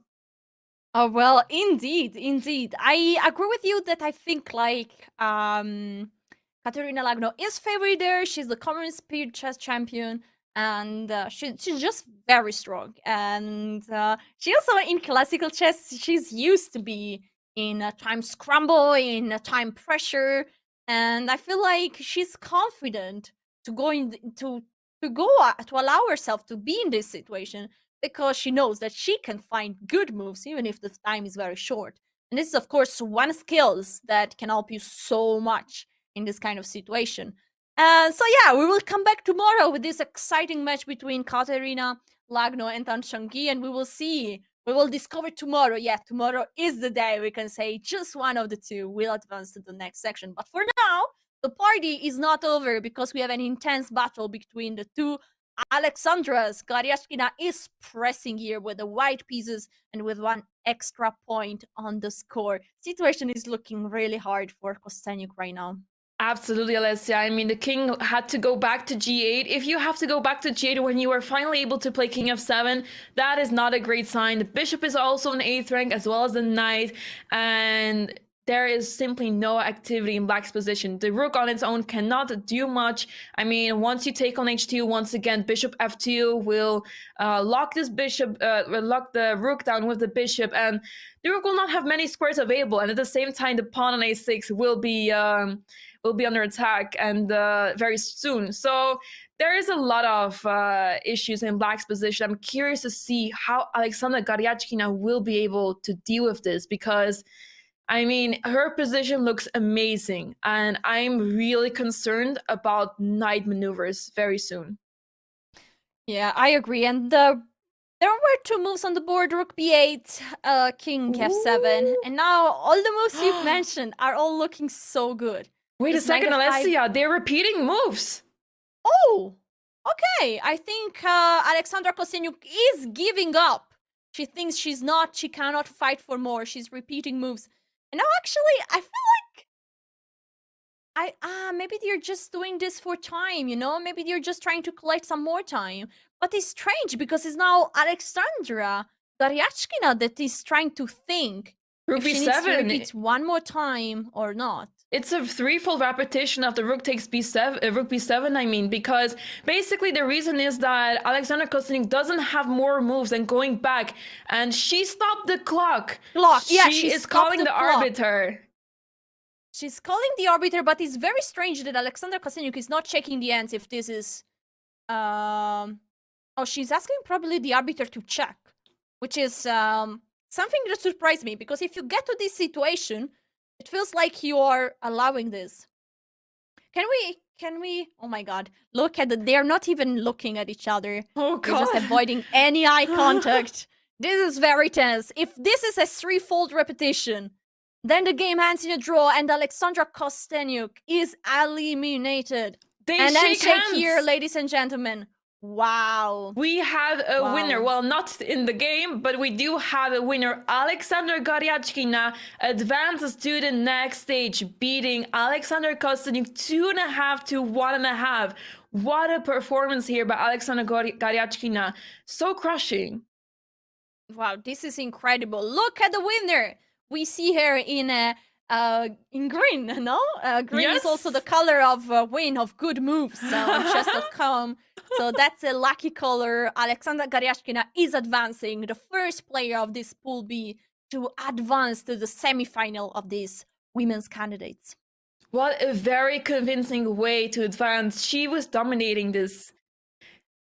She was dominating this game throughout, and in the end, she had a better position, but as we said before, she doesn't need to take the risk. She just needs to spend more energy. And let us show you real quick what happened, because you might feel like, okay, where was the threefold repetition? So this was the first position. The rook moved to b7. Then king g8 happened, rook b8. King f7, rook b7. This was the second repetition. King g8 happened, rook b8, and king f7. And this is the moment that Alexandra Garyachkina is able to play rook b7, and that leads to a threefold repetition. And the way that it works, ladies and gentlemen, everyone, rook b7, you basically write down this move, and you call the arbiter and you show that, okay, I want to play this move, and after this move, it will be a threefold repetition. And that's basically what happened. That's how she was able to claim the threefold repetition and claim the draw like that. And the reason why Alexandra Kostyniuk was not able to avoid this is because if she would go to king g6, it looks very dangerous there. There's h4, h5 problems. If king e6, rook takes h7, and she doesn't have many more options, so she had to go back. So I hope that makes sense why there was a draw there. And yeah. It makes lots of sense. And I feel like Alexandra Garyachkina could have pressed more, but she went for the very direct approach. She's just advancing, and I feel this makes really so much sense for her. She had no risk here, and Alexandra Kostyniuk had to go for a move that was not really any good. It nearly seems like a mating net if you go with the king on g6, right? It Absolutely. Like just I mean, at one point you just resign in a way that you accept the draw, because losing the game is not making you feel any better. So it's completely understandable, the decision of Alexandra Kostyniuk. So I think let's have a look of all the results from game 1 to game 4 of these two exciting matches. Katerina Lagno versus Tan Chongyi were 4 draws, and this were, I mean, it was not dry games. This was a huge fight, one game after each other. There was a fight that at one point just disappeared, and the game suddenly handed towards a draw. Instead, is a complete other story in the match of Garyachkina versus Kostyniuk, because we saw yesterday the decisive points. So we have a semi-finalist, the first one. Yeah, Alexandra Garyachkina is going through the semifinals and will be facing the winner in the match between Katerina Lagno and Tan Chongyi. This match will be continuing tomorrow in a tiebreak, everyone. I'm so excited for this tiebreak because we will be looking at games in a shorter time control. We will be moving on to rapid 15+10. So I'm really excited for that, Alicia. How do you feel about it? Oh yeah, me too. You know, I've been like investing lots of time recently in the last 2 years, so not so recent, in rapid chess and blitz chess and online chess. So I feel like this is my world, and this is where I feel like comfortable. Of course, classical chess is also lots of fun, but I love the action of rapid chess. So we will have lots of fun tomorrow with the tie breaks, and I'm very happy to do it again with you, Anna Maya. Me too. It will be nice. Yes, I'm really looking forward to it, and yeah, I can't wait. It's going to be amazing, everyone. Shorter time controls this time, and a lot of more action, because these two women have been showing some class in the 4 games. They were all draws, but were very exciting ones. They did not just give up or just go for draw because they could. They showed some fire. So tomorrow will be even more exciting, Alessia. Yes, indeed. And before giving you the final appointment for tomorrow, I want to do a big shout out to the Speed Chess Championship, because this tournament has kicked off. Fabiano Caruana, Vasyl Grab, Ding Liren, and Levon Aronian have already advanced into the quarterfinals. But who will join them? We have an incredible field of the best in chess, including Chess.com Global Champion Wesley So, Fischer Random Champion Hikaru Nakamura, and the World Champion Magnus Carlsen. But only one can be the 2022 Speed Chess Champion. Twitch.tv/chess as he told. Throw SClam in the chat for more. Ooh, very excited that the Speed Chess Championship is back and lots of exciting matches. But for now, everyone, we are signing off. Tomorrow, we will be back with the tie breaks in the women's candidates. Alessia, any final thoughts? Absolutely. I want to just give everyone an appointment to tomorrow, 2 a.m. Pacific time, 11 a.m. Central European time. A huge tiebreak between Tan Shangi and Katerina Lagno. And one more time, I want to thank you, Anna Maya, for hosting this with me. It is always a pleasure to do it with you. So I'm just looking forward to tomorrow.